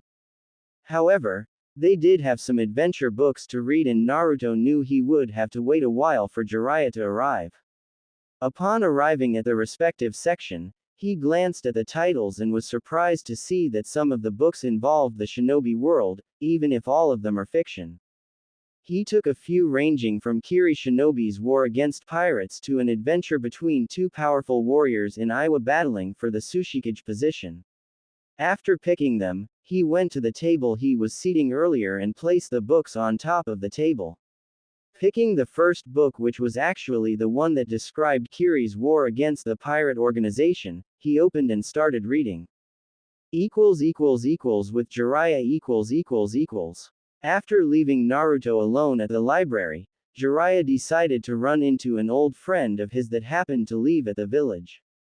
Actually, the reason Jiraiya stopped by was because this man contacted him a while ago because of some sensitive information about Suna. Jiraiya had informants up there, but couldn't just dismiss information like that, especially because this man wasn't limited to sensitive information and could easily tell more. After a while of walking, he reached a normal two-story white house and knocked on the door. It took some minutes before the door opened, although just a little for the man inside to see who was knocking. "You appear like him, but how do I know you're really him?" asked the shadow, earning a snort from the perv. Really must every informant of his ask that question. True, it was shinobi protocol to be certain of the one in front of him, before opening his mouth. Before one became his informant, Jiraiya would say a secret password that only he could know. "Orochimaru is a pedophile," muttered Jiraiya, earning a nod from the man before he fully opened and greeted the white-haired Sannin. Clearly, Orochimaru has been given many names and curses, but only Jiraiya would call him like that. "Seriously, I'd think I earned your trust enough so that you shouldn't feel the need to have a double check," said Jiraiya, earning a snicker from the man. "Well, one couldn't help but keep a few vices, besides it's better to be assured than be stabbed in the back. Come in," gestured the man, to which Jiraiya muttered something unyouthful and then entered the house. The inner walls were rather simple, but what could anyone expect from a ninja's retirement home? Nakato Shinji was really an ordinary shinobi. Retiring early because of losing one of his arms while on a mission, he decided to leave the village and settle down in a village where he wouldn't hear the word ninja. However, just as the man said, Shinji became addicted to some of the vices that were exclusive for shinobi, hence why he agreed to be Jiraiya's informant. "So, I believe you have something to tell me, so let's hear it," said Jiraiya, earning a nod from Shinji, who began. "I have news of Suna. Apparently, they took Orochimaru's betrayal pretty heavily and are now restructuring everything. I heard from a Suna ninja that they have plans of formulating a mutual agreement with Konoha in order to exchange knowledge regarding genin training in the Academy of Shinobi Wannabes. Also, there is a rumor of a nomination for the Godime Cage, although he couldn't confirm me the nominee's identity," explained Shinji, earning a nod in appreciation from the Sannin. Although it wasn't urgent news, Jiraiya was famous for knowing pretty much everything about everything. He knew of Suna's growing interest in allying once again with Konoha for the famous, mutual benefits. The news of the new Cage, though, was unexpected since because of the Yondaime Cage's death, the council took over everything until a next suitable shinobi becomes nominated for the Godime Cage. Jiraiya thanked the man for the information and gladly accepted some tea that Shinji, just now, made. Some occasional talk was exchanged between the two, and when Jiraiya looked at the time, he realized he abandoned Naruto at the library for close to 3 hours now. He explained to Shinji that he was in a hurry to meet someone and appreciated the hospitality. After leaving the house, he took a few minutes to arrive at the library, already wondering how much of a headache he will have from hearing Naruto screaming at him for abandonment. What he never expected, though, was to see Naruto, instead of either falling asleep or bitching to someone about late senseis, the blonde was there seated at the table reading a book, and Jiraiya could see 3 other books on top of the table as well. I don't know if I should be relieved that he won't scream at me or worried of seeing Uzumaki Naruto, the most hyperactive ninja of Konoha and Jinchuriki of the Kyuubi no Yoko, expending pretty much half a day at the library, thought Jiraiya as he took the paper and turned to read it. First year, 6 months of taijutsu and chakra control exercises, extended periods of running on top of water, and maybe even doing occasional spars to increase the pace.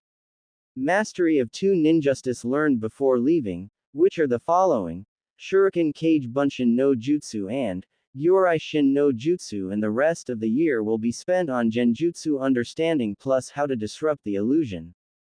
Second year, 3 first months Rasengan training in order to be able to create it single-handedly, without the clone's assistance, and 9 months of Fuden Chakra manifestation training. In case I manage to do it in lesser time, we can focus on learning 1 or 2 Fuden techniques and spar on top of the water, using both taijutsu and ninjutsu. Objective: fighting experience and mastery of jutsus in the heat of battle. Third year, mainly Fuden ninjutsu training with Jiraiya and a ninja from Suna, followed by full-out spar involving nin, tai and genjutsu 3 times a week, until the last 2 months, which will be used for eventual exercises that I couldn't master in time. Jiraiya couldn't help but smile upon reading it. There were some points missing, however he was still due to tell Naruto that on time, he would be set up against other opponents in order to have some battle experience. Still, the schedule layout worked fine and Jiraiya found that the time given for all of them were spot on. Naruto for his part finished his book and looked at the pervert displaying a large smile on his face. "I suppose that since you're smiling is because you approved my schedule?" asked Naruto, before earning a nod from his now sensei. "Indeed. I first thought you'd put 3 whole years of ninjutsu, but then I guess you are now a changed shinobi. The schedule is great and we can begin right away. Since the sun is still up, we'll use it to test your skills so far. We'll find a clearance for us to have a spar so I can gauge what you need correcting. Let's go," said Jiraiya, to which Naruto nodded, before getting off the chair and following the pervert. It was only when they left the library that Naruto remembered something. "What took you so long, Ero-sensei?" asked Naruto, earning a sigh in dismay from the change in names. "Well, at least he placed the word sensei in it. I went to find a friend of mine who contacted me for some information," stated Jiraiya. A few miles away from the village. Once out of the village, Jiraiya and Naruto found a clearing before they sealed their belongings inside a scroll by Jiraiya. After all, it wouldn't do well for them to leave it next to a tree and have it stolen in the midst of a fight. "Alright Naruto, come at me with everything you got, but mind you, I'm not just standing here waiting for the attack, so be prepared," said Jiraiya, before already beginning a set of hand seals before whispering Suiden Suiryuden no Jutsu, water release, water dragon jutsu. Instantly, from a lagoon nearby, the dragon suddenly emerged and attacked Naruto, who was frightened to death upon hearing the dragon roaring. The blonde realized, though, that he had to face the danger and used some chakra to jump at the last minute, thus evading the technique. He charged Jiraiya once again, adding chakra to his feet for an upgrade in speed, before reaching and aiming the man's chest. Jiraiya used his hand to block Naruto's kick and used the other arm to punch the blonde's ribs, but barely missed, since Naruto bended his body a little bit. After falling, Naruto did some backflips and jumped a little higher, before taking some shurikens and throwing at Jiraiya before making hand seals for Shuriken Kage Bunshin no Jutsu, Shuriken Shadow Clone. Jiraiya was impressed upon seeing the 4 shurikens become 40 and made some hand seals of his own. Doden Doryuheki, Earth Release, Mud Wall Jutsu. Still in the air, Naruto saw the wall being formed and saw all the shurikens being blocked, before cursing at the man's elemental jutsus. Charging once again, Naruto went up the earth wall, using chakra since he couldn't see where Jiraiya was. Inside the protection, Jiraiya smiled at the blonde's insight. The earth wall technique had a weakness of blocking the user's sight, thus Jiraiya couldn't see the blonde, but he heard the sound of steps, so he just connected the dots. Looking up, he saw as Naruto jumped the wall and made some hand seals before chakra spikes appeared around him. With Naruto's shift of seals, the needles charged forward and pierced Jiraiya like a pin cushion. Naruto actually believed he accidentally killed the pervert when he saw said man to his right, aiming a kick at his side stomach, thus sending the blonde flying. Using the momentum, Naruto made a spin and landed safely on the ground, before he eyed Jiraiya for a while. The pervert for his part jumped and landed right in front of Naruto while looking at him. Very good, Naruto. Your ninjutsu was surely flawless, although in the midst of battle, you'd need to increase the speed in which you make the hand seals, however that will come with experience. Your taijutsu, although good, needs some correction in terms of defensive katas. At some point there, you left your guard open and that is unacceptable. Overall, though, you did pretty good, said Jiraiya, earning a thanks in appreciation from the blonde. After a while, the two were already marching towards the next village in order to get some sleep. On the way, though, Naruto was picturing his fight and smiled. Of course, Jiraiya was fighting with at least 5% of his abilities, but that was considered high genin level, so if Naruto was on par with a Sannin using 5%, then perhaps Jiraiya was right about him being low chunin level. Still, Naruto couldn't help but remember the pervert using both Suiten and Doden and wondered about each ninja's affinity. Aro-sensei, how come you were able to use more than one element? I thought each ninja had one affinity, asked Naruto, earning a smile from Jiraiya. It's true that the majority of ninja has only one affinity. However, there are exceptions out there that have two. However, that does not mean you couldn't learn jutsus from other elements. The tricky part is that would be more difficult and more chakra demanding than the element you're aligned with. For example, I have a Doden affinity, but I also can use Suiten, Kaden and a couple Fuden techniques, explained Jiraiya, earning a nod in surprise from Naruto. However, since your schedule is done, we'll focus on taijutsu and genjutsu this year, plus some occasional spars with either myself or others. As Jiraiya talked, Naruto looked at him explaining and felt something different from the pervert. It certainly was different from the Jiraiya he traveled to find Tsunade. Speaking the truth, Jiraiya was feeling rather nostalgic about teaching another blonde in the past, and he couldn't help but look at the sky and speak to the clouds to his deceased student. Minato, Naruto truly is your son. Tanzaku Gai . After another hour of casual travel, Naruto and Jiraiya arrived at Tanzaku Gai, before quickly renting a room for 2 days. On the way, Jiraiya explained that they wouldn't be more than a week in one place even if nobody would be around to see them. The reason behind this was to avoid unwanted attention and alerting Akatsuki of their presence. After all, one of the objectives of this training period is to avoid bumping into one of their members while on a random mission. After that, Jiraiya said for Naruto that he would be meeting another friend, before giving his giddy smile, showing to the blonde that he would be peeping around the place for a while. Sighing in dismay, Naruto said that he would wander around town for a while and maybe have some dinner. Jiraiya wondered for a moment, before shrugging it off and left the hotel as well. Since Naruto left his Hitai-8 inside the room, there wasn't much worry in him walking around for a while. After all, simply waiting inside the room wouldn't please anyone. The sun was just setting and the village nights were beginning to appear. In minutes, the entire village was surrounded by festival lights, since the whole city was one. Millions of merchants would come here with the opportunity of selling their products to the population. As Naruto wandered around, he could see many little stores going from restaurants to shinobi games. However, Naruto was actually looking for a place that sells ninja clothing, however that could wait, after all. His stomach pretty much begged him to have something to eat, so he went to a ramen stand and asked for 3 bowls of miso ramen. While nothing compared to Ichiraku's, this one was rather good, Naruto thought. He appreciated the food and then paid for it, before leaving and searching around town for a while.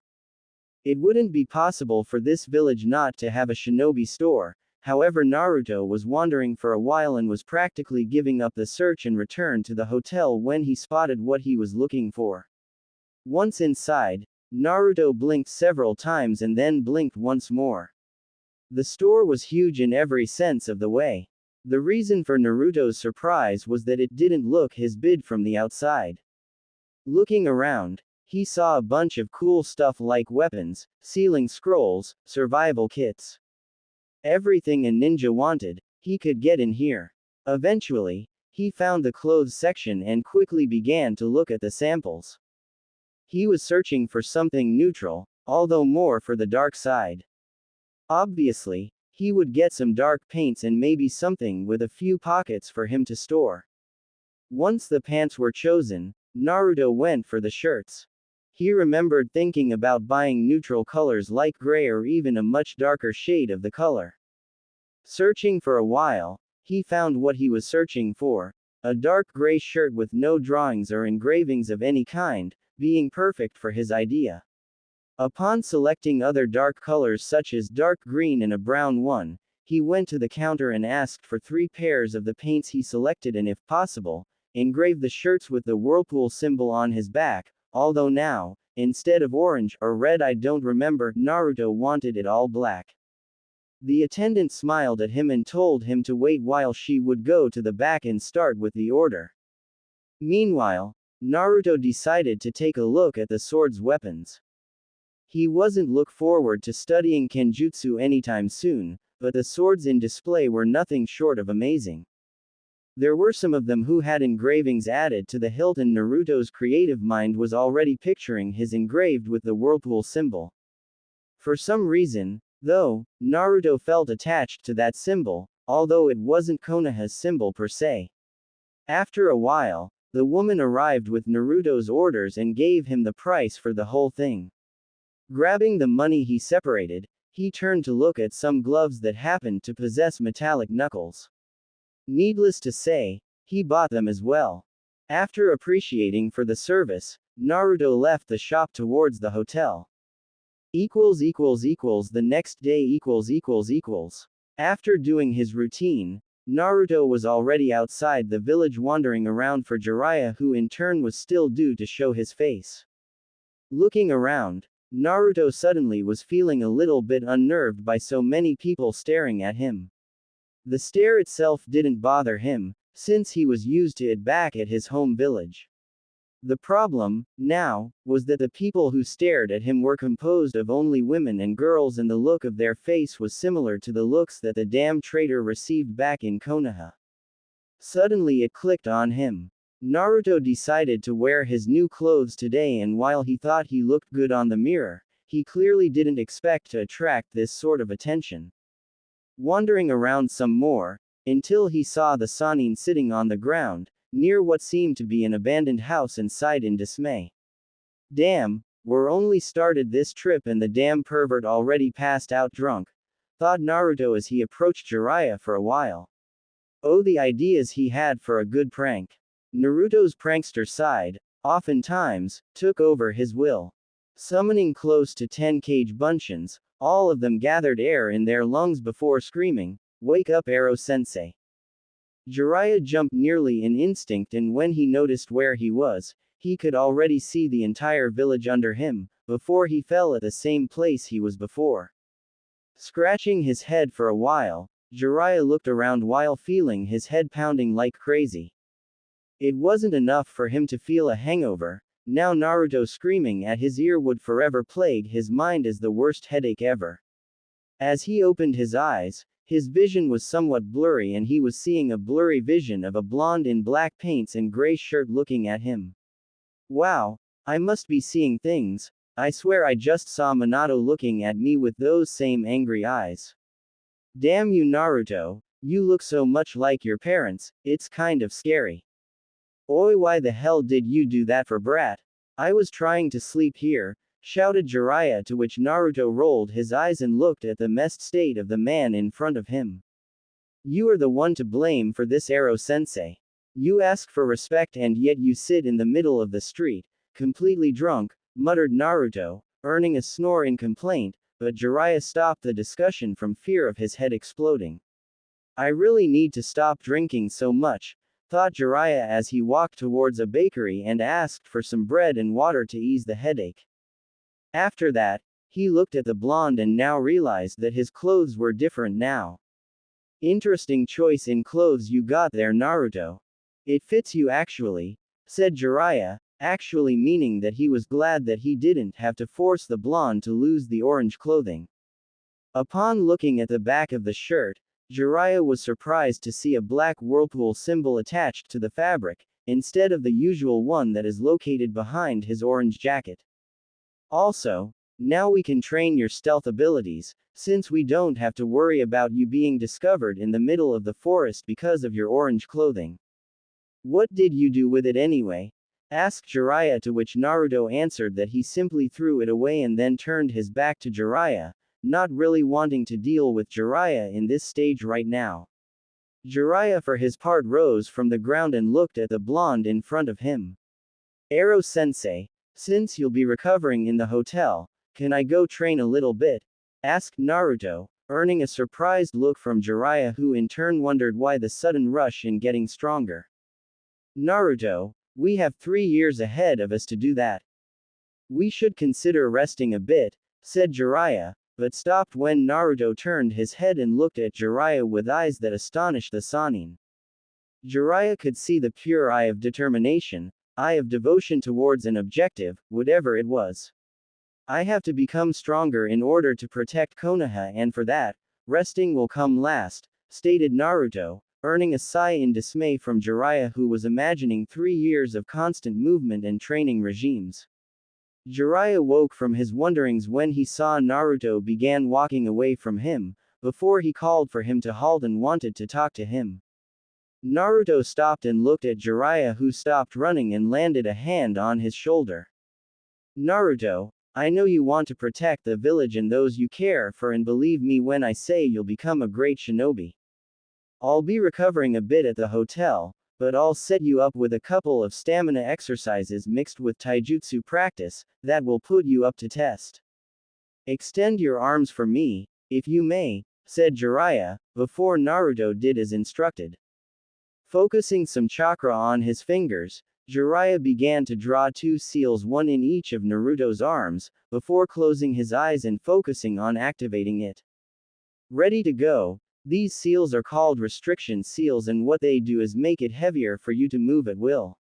For the remaining of the month, you will become adjusted to it as we practice these stamina exercises. Now, a complete lap around Tanzaku-gai takes about half an hour, mostly. So, begin with 5 laps around the village, then practice your taijutsu until I arrive. Understood, explained Jiraiya, before Naruto nodded eagerly to begin, before running towards the village exit. However, he found out how the seal operated, and it was tough to say the least. But he went nonetheless, and Jiraiya smirked at the sight of Minato's training. Wait, no, this is Naruto, not his father. I got to sleep a little bit, and definitely cannot call him Minato. Oh my friend, your son looks so much like you, it's really scary sometimes. Back to Naruto. He was already on his way towards the 5th lap around the village while wondering about the effects of the seal located in both his arms. He could already imagine how much these exercises could improve not only his body mass, but also the strength behind his taijutsu attacks. Not only that, but while adjusting to the restriction of the seal, Naruto could also improve his speed. Aro-sensei is a genius. It had been 2 weeks since that day Naruto was introduced to the restriction seals, and his physical skills greatly improved. He and Jiraiya was found heading towards river country in hopes of training below a waterfall. Jiraiya instructed Naruto that learning how to meditate can increase the ninja's perception of things both outside and inside his body. For instance, by meditating, Naruto could have more access to his chakra and learn how to ease his chakra flow inside his chakra coils. Back to Naruto's physical skills, he was able to gain some muscles from constantly using them to be able to move. Naruto learned by pure experience how the restriction seal worked. As Naruto walked, the air would reach the seal and it would increase the air force around the blonde's body, thus making it harder to move his limbs. At the time, Naruto compared it like trying to move in the water, which Jiraiya couldn't agree more to. The restriction seal was created by the Yondaime Hokage in response to the gravity seal that was called a kinjutsu because of the damage it did to the human body. This new one acted more directly towards a ninja's training and, unlike the gravity seal, it didn't overstrain the muscles and organs. Some minutes later, the two of them saw the many number of waterfalls that made River Country famous. Naruto, there are a lot of inns here in River Country, so we'll just settle in and proceed with what I intended for you, said Jiraiya, earning a nod from Naruto, who in turn extended his hand before focusing chakra on rotation. The energy began to gather around his hand, but dissipated seconds afterwards. Even if the Rasengan training was only due to happen the next year, Naruto decided to give it a shot while on their travels around the elemental nations. Jiraiya saw it and smiled at the blonde's better attempt this time. Since he began to try the Rasengan single-handedly, Naruto has improved a lot. The first time, he couldn't even begin the energy rotation. Now, that part was already through, and now Naruto needed to maintain the rotation steady, before beginning to focus on the power. In time, you'll manage the Rasengan, Naruto. Now, we'll settle inside an inn and head straight for the nearest waterfall, said Jiraiya as Naruto nodded before both settled inside for a while. This place would serve as training place for both taijutsu and increasing Naruto's chakra control, seeing as they would both practice taijutsu on top of the lake. Ero-sensei, do you have any non-elemental jutsus that you could teach me? Asked Naruto, which made Jiraiya think for a while. There's one defensive jutsu I invented, but I'm afraid you won't be able to do this one. The technique is called Ninpu Hari Jizu, ninja art, underworld guardian spikes, and is a defensive jutsu and consists of focusing chakra through your hair and to sharp its edges before covering your whole body with it. In a taijutsu match, once you do this, if the opponent is stupid enough to hit you, will be stabbed because of the hair spikes. However, I'm able to do this because my hair is long enough, while yours is not, explained Jiraiya, earning a nod from Naruto, who then proceeded to find a way out of this predicament. If I were to focus more chakra than the technique normally requires, then maybe I wouldn't need to grow my hair. What are the hand signals needed for it? Asked Naruto, to which Jiraiya smiled and showed him the technique, or at least which hand seals were needed. When Naruto attempted, his hair immediately became more sharpened, but instead of covering the whole body, Naruto's hair only managed to cover his head and his chest before dissipating the technique. Jiraiya was impressed nonetheless. On his first attempt, the blonde already managed to sharpen the hair enough to create needles, and with enough practice and more chakra, Naruto would be able to do the technique without having the need to grow his hair. This technique, though, had a slight outcome of growing the hair at an accelerated pace. Upon voicing it to Naruto, just shrugged it off, saying that he would worry about it later on. After a while, the two settled inside the inn and then went to the nearest waterfall. Once there, both immediately jumped and began battling each other in mid-air, before landing on the water. Practicing taijutsu on the water was good for two reasons. First of all, it would be a great help to increase chakra control, because Naruto would have to focus on maintaining the chakra flow below his feet while fighting against Jiraiya, and the second reason is taijutsu experience. After watching each other for a while, Naruto channeled chakra to his legs and charged Jiraiya with a roundhouse kick, to which Jiraiya used his arms to block it and then aimed a straight punch to Naruto's chest. Seeing the move, Naruto flipped his body while in midair and grabbed Jiraiya's arm before pushing it away from the direction of this chest. After landing once again on the water, Naruto charged once more, this time with a series of punches. As Jiraiya was blocking them, he smiled, seeing that not only his speed between movements increased but also the fact that Naruto was landing some heavy blows. In enough time, the pervert wouldn't need to worry about holding back in a straight taijutsu fight, and that was saying something. Jiraiya flipped his body for a reverse kick straight to Naruto's face, but the blonde did a back flip and evaded the attack before aiming for a low kick straight to Jiraiya's legs. Jumping, Jiraiya thought to test the Gaki's evasive techniques by making some hand seals for Kaden Hausenka no Jutsu, Fire Release, Mythical Fire Phoenix Jutsu.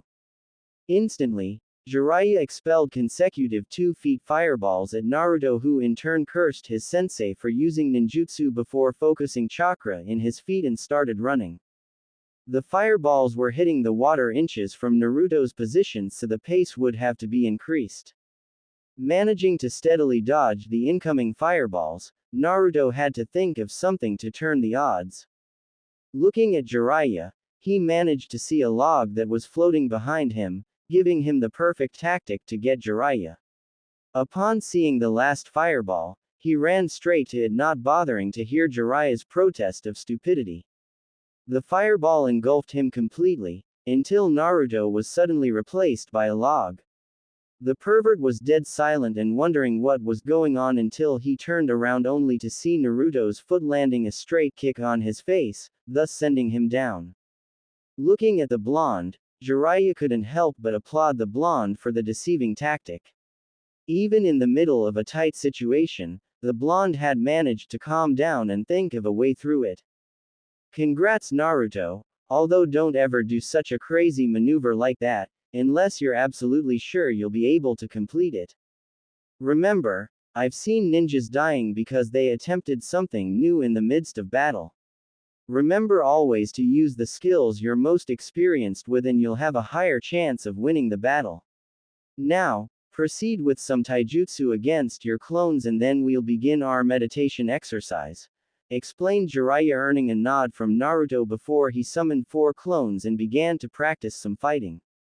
This time, Jiraiya was already at the shore of the river, just watching the blonde as he fought with a grace particular to a chunin against his clones. Since they began the training 2 weeks ago, Naruto trained non-stop to acquire this form of taijutsu. Upon looking at his arms, Jiraiya began to feel the pain of Naruto's punches as his arms were a little numb. That glove of his is really magnificent. Not only does he more damage with his punches, but they are also enabling the user to focus some chakra in it, thus powering up the blows. Imagine when he learns how to use Fudan chakra and channel it through his gloves.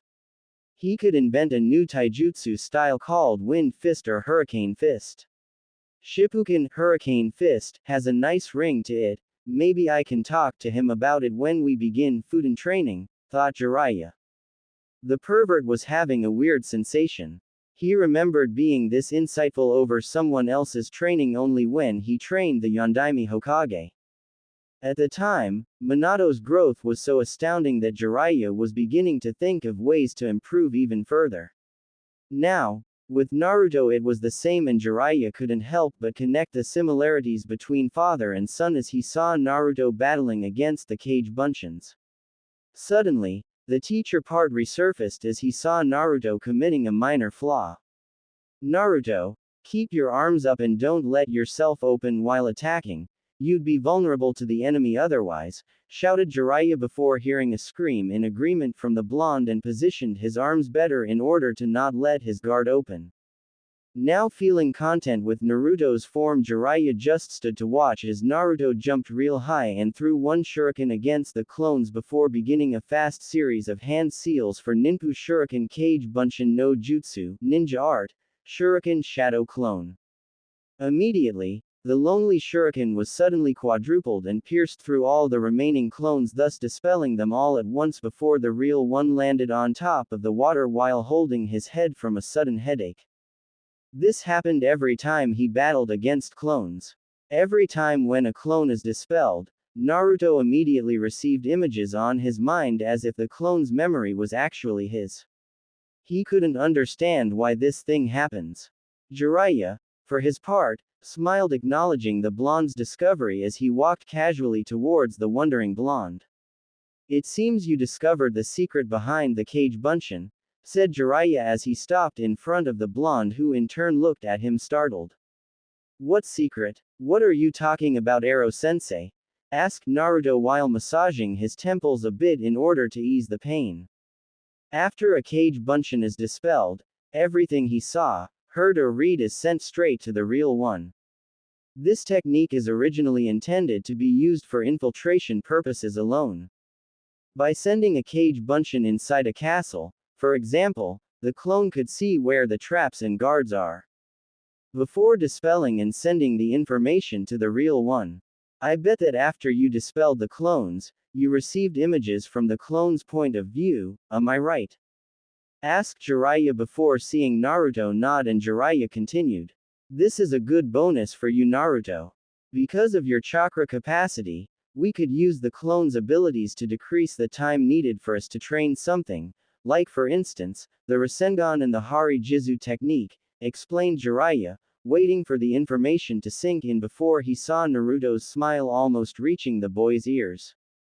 Deciding to contain the boy's enthusiasm, Jiraiya asked the blonde if he wanted some lunch, to which Naruto eagerly accepted as he was hungry as hell, earning laughter from Jiraiya, and together they turned back to the inn in search for some food. On the way back, Naruto summoned 2 Kage Bunshins and all 3 of them attempted the second part of the Rasengan. Upon seeing this, Jiraiya smiled upon seeing that the blonde already grasped the meaning behind the Kage Bunshin training. Inside the restaurant Once back at the inn, the two went to the place's restaurant that happened to be a sushi restaurant. Hearing this, the blonde asked if there was any ramen before being slapped on the head by Jiraiya, who instructed Naruto to eat more healthy food in order to grow stronger and be better prepared to defend the village. Upon hearing this, Naruto couldn't help but nod and decided to try this sushi. As they sat at the table and placed their orders, Jiraiya began asking Naruto about his training so far. Naruto was enthusiastic, that's for sure. He began to speak about how useful the restriction seals were and how it helped him to grow stronger and faster. Ero-sensei, do you have any seals that could provide an aid in battle? I've never seen you using any, and I was wondering if Fuinjutsu could be used in battle, asked Naruto, to which Jiraiya nodded. Fuinjutsu requires a lot of precision and chakra control, and using it in battle is not advisable. For one, any Fuin technique requires some level of concentration, and the enemy won't necessarily wait for you to finish the move. The last shinobi who used sealing techniques in battle was the Yondaime with his Hiraishin. Other than that, those seals are used mostly as exploding tags. However, the Tem Orochimaru managed to invent something, although it isn't necessarily useful, said Jiraiya, before Naruto asked what it was, to which Jiraiya continued. It's called Kuchio's Raiko Kenka, summoning lightning blade creation, and it consists of 2 seals located on the user's wrists in order to summon any time of projectiles you want to. The seal itself is easy to make, if you want I can do it for you. Afterwards, in order to activate it, you just have to tap 2 fingers at the seal and focus some chakra to it. The projectile of choice will appear immediately. Do you want this skill, Naruto? Asked Jiraiya, earning a prompt nod from the blonde. With this technique, I wouldn't have to worry about carrying shurikens or kunais, plus I won't have to reach my holster for it, making more space for other survival equipments, said Naruto, earning a nod from Jiraiya, who in turn asked the blonde to extend his arms with his hand palms facing the ceiling. The seal engraving will hurt, so hang in there, said Jiraiya as his finger suddenly glowed with chakra before he began to inscribe the needed seal on Naruto's wrist. Jiraiya was right when he said the procedure would be painful. Naruto was gritting his teeth in agony while he was feeling the wrist burning while in contact with Jiraiya's glowing finger. After a while, the right hand wrist was done, leaving only the left one. Jiraiya explained that for the procedure to be complete, both wrists had to be done at the same time. Naruto nodded, saying that he was now more accustomed to the pain, to which Jiraiya nodded and proceeded to do the next hand. They're all done, Naruto, we'll place a ribbon around it to help ease the pain and then we can take it off. I, however, advise you not to take the bandage off if surprise is what you're aiming for. We could use a ribbon that covers the entire forearm and no one will see the seal until it's too late. Also, we could initiate from your hand as well, seeing as these gloves of yours hurt a little bit to use. No, said Jiraiya as he took off Naruto's gloves and began the job. In minutes, Jiraiya managed to cover the seal as well as Naruto's hand, before the meal arrived. Naruto could only stare at the food in front of him as he wondered if it is any good compared to ramen. He looked at what appeared to be rice with salmon on top of it and grabbed one.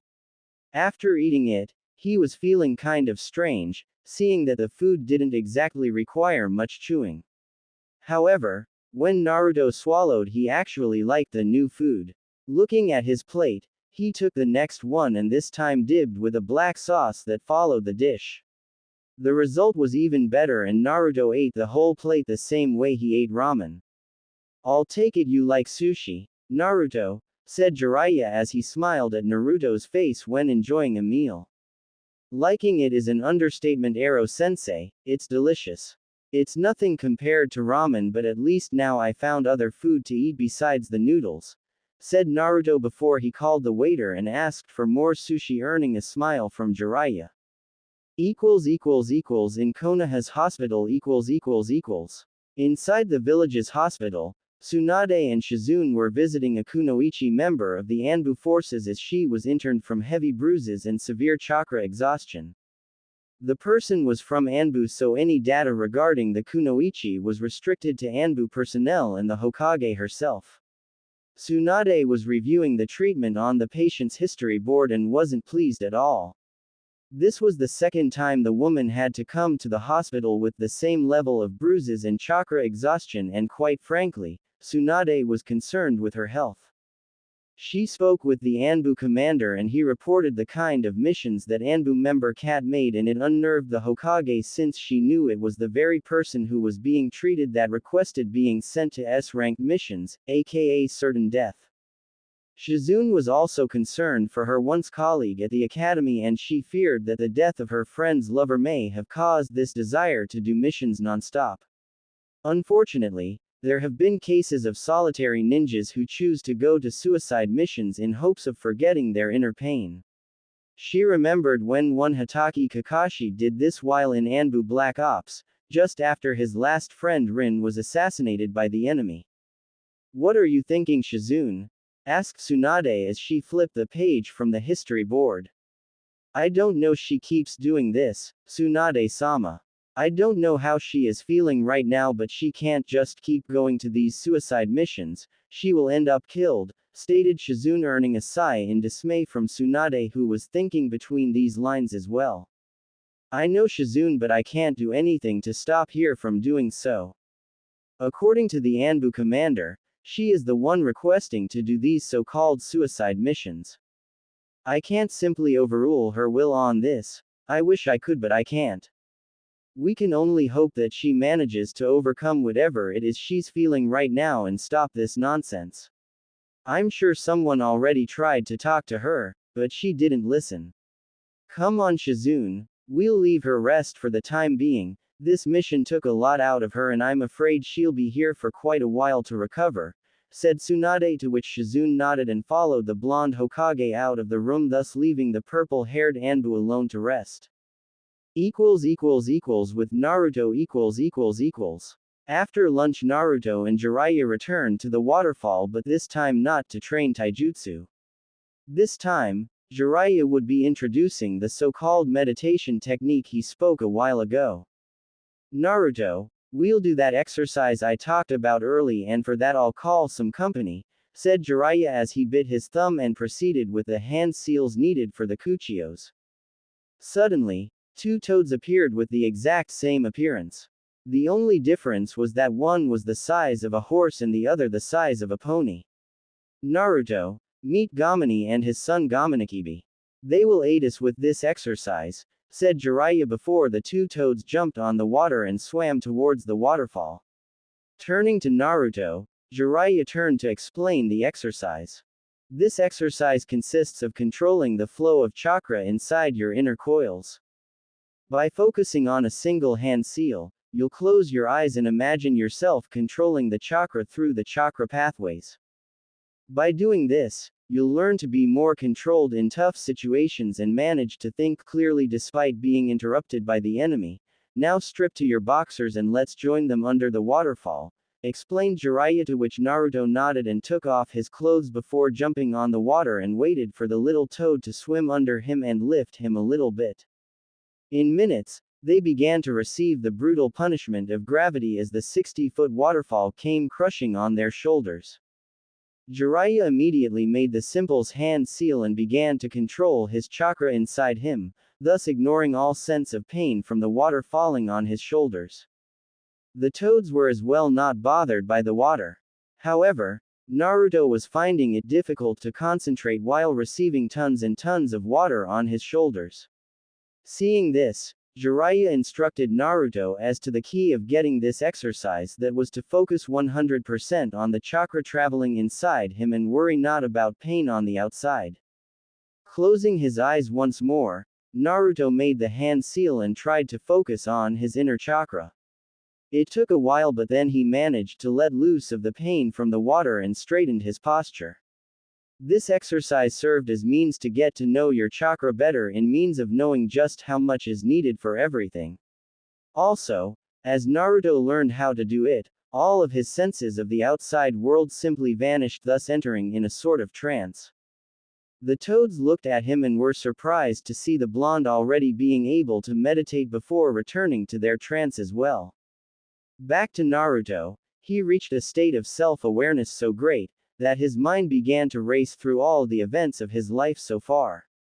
Naruto often wondered what he could have done differently, so he was imagining all these situations and placed different scenarios, like he using the techniques he knew now against Haku and Zabuza, or even against Neji at the Chunin exams, also the fight against the Kagaya, and also the one against Sasuke at the Valley of the End.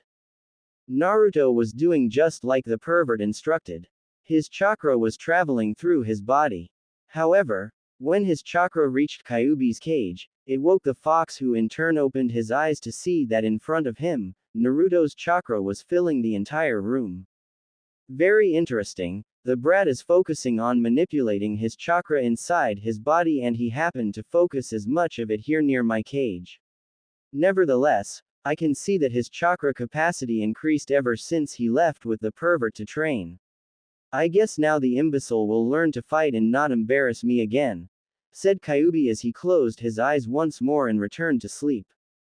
A couple of hours passed and Naruto was still feeling his chakra when, suddenly, Jiraiya landed a hand on his shoulders, making Naruto open his eyes. When he opened them, he realized that the sun was just about to settle down, and then he looked to a smiling Jiraiya. You managed to complete the exercise, Naruto.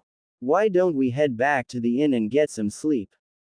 Tomorrow, we'll begin your Rasengan training, and I kind of hope that you can complete it by tomorrow, despite it not being your goal for this year, said Jiraiya, earning a nod from Naruto, before they went to the shore and grabbed their clothes. On the way to the inn, Naruto and Jiraiya discussed about Naruto's attempt on meditation. Ero-sensei, I wanted to talk to you about the fox, asked Naruto, earning a look in surprise from Jiraiya because of the subject. When my chakra reached the fox's cage, the usual tension inside that place was suddenly diminished greatly. Do you know why? Asked Naruto, to which Jiraiya turned to think for a while. Naruto, the seal placed on the Kyuubi's cage acts according to your chakra. It's possible that since you overflowed the room with chakra, that the seal acted strongly against the fox, thus controlling its urges.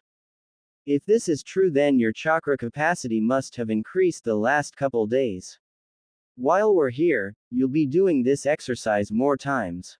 Today you managed to reach the state of trance, thus being able to look inside your own body, but meditation has also the purpose of self-awareness, and that's where I want you to be at the end of our stay here in River Country. Okay, explained Jiraiya, to which Naruto nodded.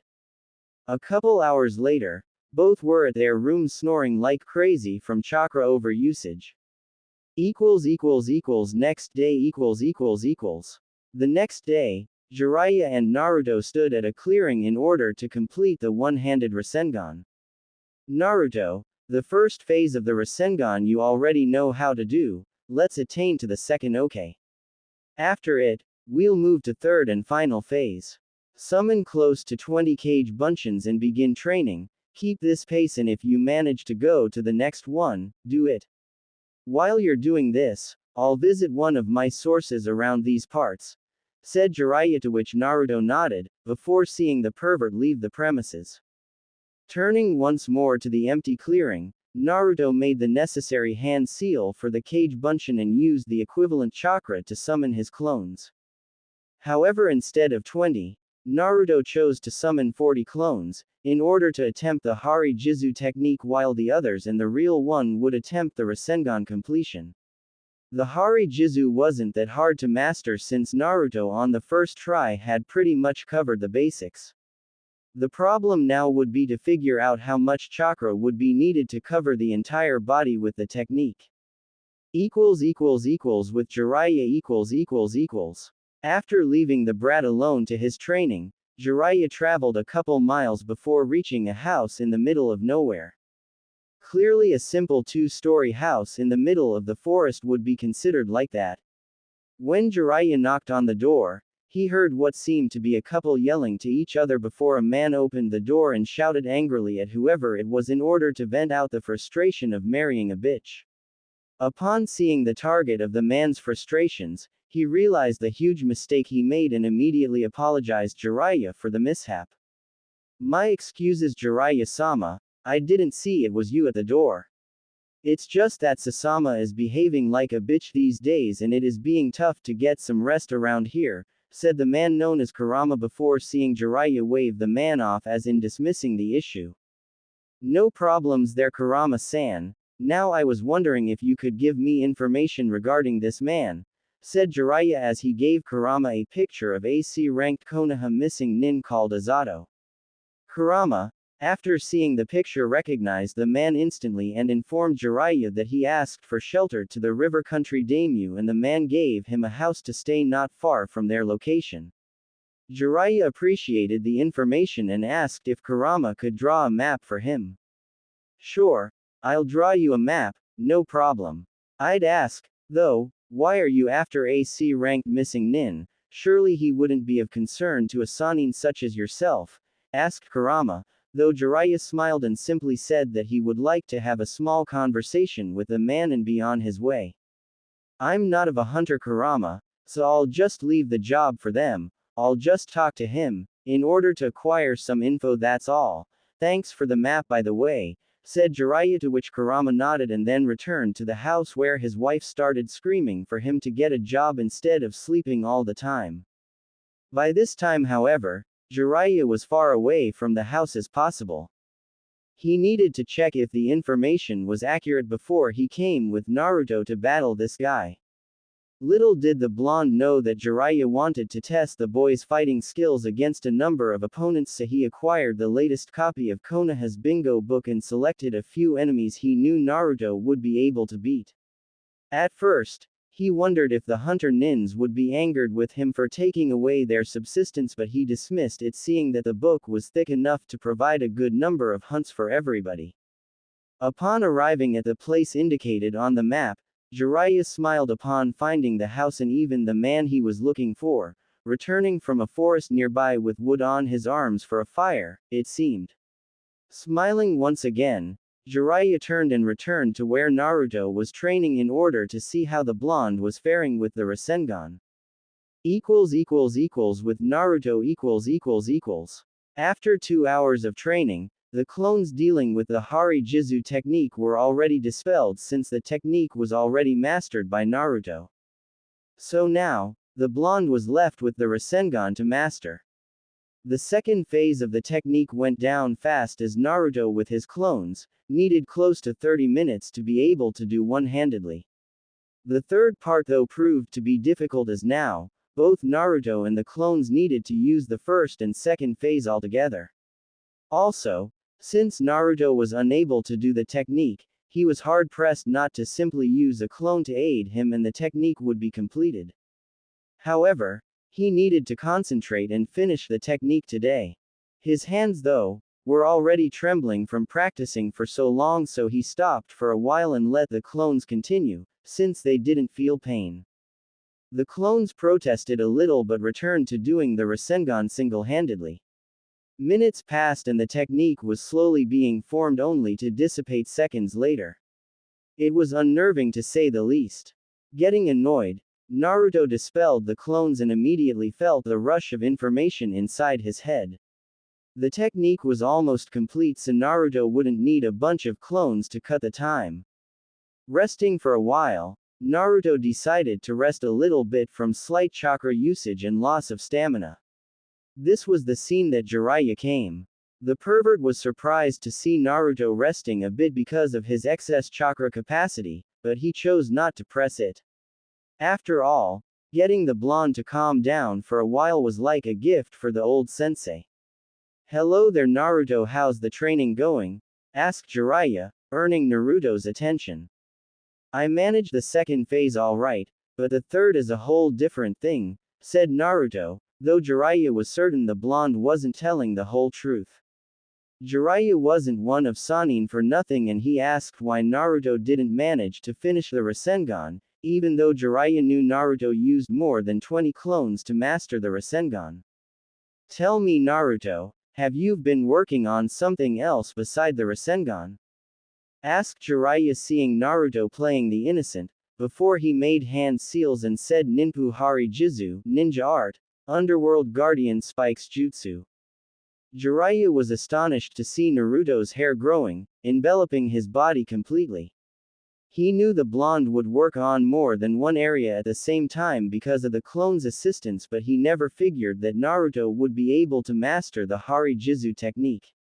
"Well, it seems you managed this technique already, so I'll teach you another using the hair, but on a later date. Now show me your Rasengan so far," said Jiraiya, to which Naruto nodded and extended his arm. After focusing the necessary chakra, the ball began its formation before being completed for 2 seconds. Naruto cursed once more his inability to do the damn technique, but Jiraiya was too much lost in wonder to hear him complain. The technique execution was flawless, and all it needed was to maintain the technique's rotation and strength instead of stopping after getting the ball done. Is it possible that this brat managed to truly learn the Rasengan in less than 6 months? Thought Jiraiya as he heard Naruto continued the complaint. "Naruto, stop complaining and try maintaining the rotation and force of the technique instead of releasing once making it," instructed Jiraiya, to which Naruto cursed once more and attempted one more time. This time though, he did as instructed by Jiraiya, only to see the technique completed right in front of his eyes. Both he and Jiraiya marveled to see the energy being contained within a small sphere. "Congratulations Naruto, you managed the Rasengan single-handedly. Now it's time to learn how to expand the ball's size, to at least double of your current one. However, I believe we covered enough ground for today. So let's wait for tomorrow for more training. Now, remember when I said you would get to face different opponents?" asked Jiraiya, to which Naruto nodded, before receiving the picture of the missing nin. "Naruto, this is serious right now. I understand you're getting stronger and you have a good battle experience for a chunin. However, you still need to feel the pressure of fighting someone who could kill you if you're not careful enough. I know you sensed Momochi Zabuza's killing intent, and I agree was quite threatening. However, you didn't sense the full killing intent cause it wasn't directed towards you, but at Kakashi instead," explained Jiraiya, earning a nod from Naruto, who understood what the pervert wanted to say. A ninja is required to kill, and as such, he's also subjected to being killed by the one he was supposed to eliminate. Killing someone was a strange concept to Naruto, even though he remembered being seconds away from killing Haku at Wave Country if he wasn't able to control his urges. "So you're suggesting that I kill this missing nin?" said Naruto, to which Jiraiya nodded with a serious expression. "I wouldn't do this normally Naruto, however your first kill is going to be tough on you, believe me. Ask any ninja in Konoha that has killed already and they will tell you how hard it was to overcome this phase. Nevertheless, while as dangerous, it's necessary to overcome this for the future," said Jiraiya, to which Naruto let out a sigh in dismay before agreeing with the idea. "So what do you know about this man's abilities?" asked Naruto, to which Jiraiya smiled and showed the man's page from the bingo book. The man called Azato is considered a C-ranked missing nin with skills equivalent to a chunin.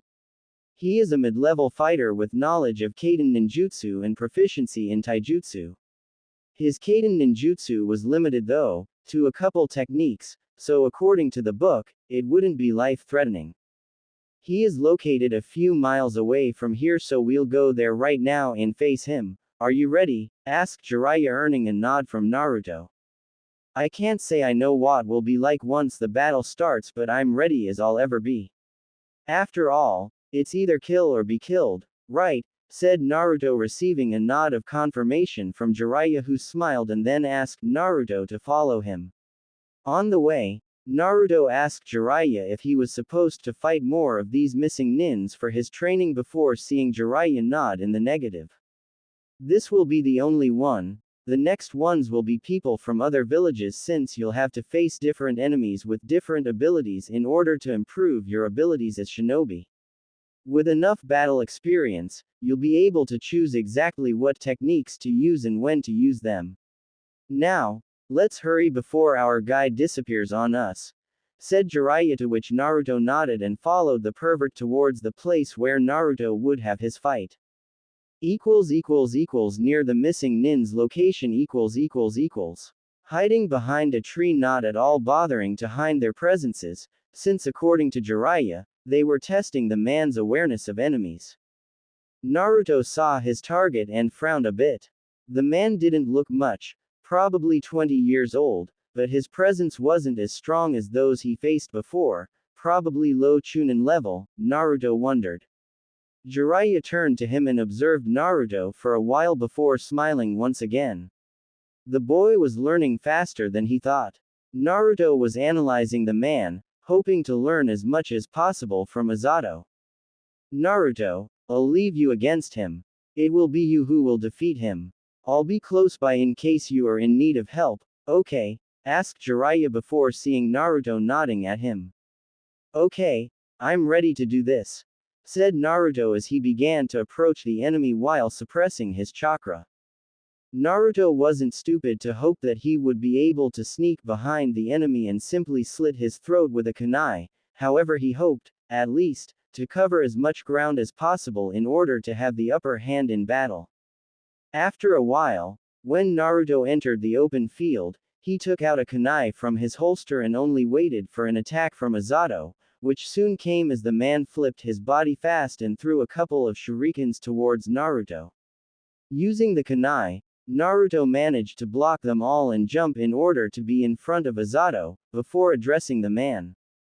Azato, from your crimes against Konoha, and as a shinobi from the village, I'll be the one to kill you. Prepare yourself, said Naruto before taking his stance of fighting. Azato, for his part, began to snicker in total underestimation at the blonde's abilities. Get serious, kid. What are you, a genin? I thought Konoha would send hunter nins against me, not a little genin. I guess they underestimate me, stated Azato, earning a snarl from Naruto, who didn't like being underestimated like that. Underestimating the enemy isn't a nice thing to do. You could be caught by surprise, but I'm afraid that is only one way of knowing this, doesn't it? Asked Naruto, earning a nod from Azato, who at least would like the warm-up of beating a genin. From out of nowhere, Azato charged against Naruto with a powerful punch, but Naruto managed to evade and twisted his body and landed a straight reverse kick on Azato's chest. The man was taken aback by the sudden increase of speed and even passed his hand on the wounded area, surprised that it was hurting like hell. Looking at the blonde, the man snarled in anger. How dare this boy, Azato thought. He decided to not hold back anymore. Molding some chakra, Azato began some hand seals before whispering Kaden Gukaku no Jutsu, Fire Release, Great Fireball Jutsu. Suddenly, the fireball erupted from Azato's mouth and charged towards Naruto. The blonde, for his part, smirked at the insignificant size of the fireball. Both Sasuke's and Jiraiya's fireball were at least 3 and 4 times bigger respectively, and he managed to dodge it. Charging some chakra on his feet, Naruto used it to dash to the right and charged against the man with a straight chakra-powered punch to the man's jaw, before hitting straight on. Because of the power behind the punch, Azato was sent flying. Naruto, however, didn't stop his attack as he made hand seals for Gyorai Shin no Jutsu, Torpedo Needles Jutsu. Instantly, chakra needle began its formation around Naruto's body, until he shot them straight at Azato, who was still in midair. The needles hit the target and immediately, Azato's body was pierced multiple times. Instantly, blood splattered everywhere and the man fell down on his knees, since some of those needles happened to pierce the leg's muscles. Azato looked at the blonde now with blood in his eyes. This technique was strange, he thought. Azato wasn't familiar with the concept of chakra manipulation, since he was still Chunin when he left Konoha. However, he knew a normal genin would know how to use chakra like the blonde used. Looking at the blonde one more time, Azato found that he was now feeling fear. He knew someone would come eventually and that he would have to face whoever it was, but he was in no way prepared to die. As the blonde approached him, Azato could see the boy's eyes as not familiarized to the world of killing. His pure cerulean eyes did well to show Azato of Naruto's innocence regarding the true way of the ninja. Naruto, for his part, wondered what he would do right now. Clearly, the man was incapacitated since his needles managed to pierce his leg's muscles, so his movements were nullified. However, the thought of simply grabbing his kunai and cutting the man's jugular sickened the blonde to no end. The blonde wondered if by killing others, he would be compared to the one living inside of him. If I can't do this, what will happen if I'm unable to deal properly with those who pose a threat to Konoha? Thought Naruto as he picked his kunai once more. Without thinking, Naruto did pretend that he was pulling off a band-aid. He positioned the kunai on the guy's neck and without wondering any more about what may happen from now on, Naruto did killed for the first time. He just killed a man who was already beaten. Instantly, Naruto's eyes were lifeless as he looked at Azato's dead body while knowing it was him who killed the man. Jiraiya was already there by his side and wondered what the blonde must be thinking right now. The fight was quite one-sided, and if Naruto used the Rasengan, the fight would be over before it started. However, the whole point of fighting missing nins was learning the harsh reality of killing like a ninja, and Naruto would just have to face this issue and surpass it with time.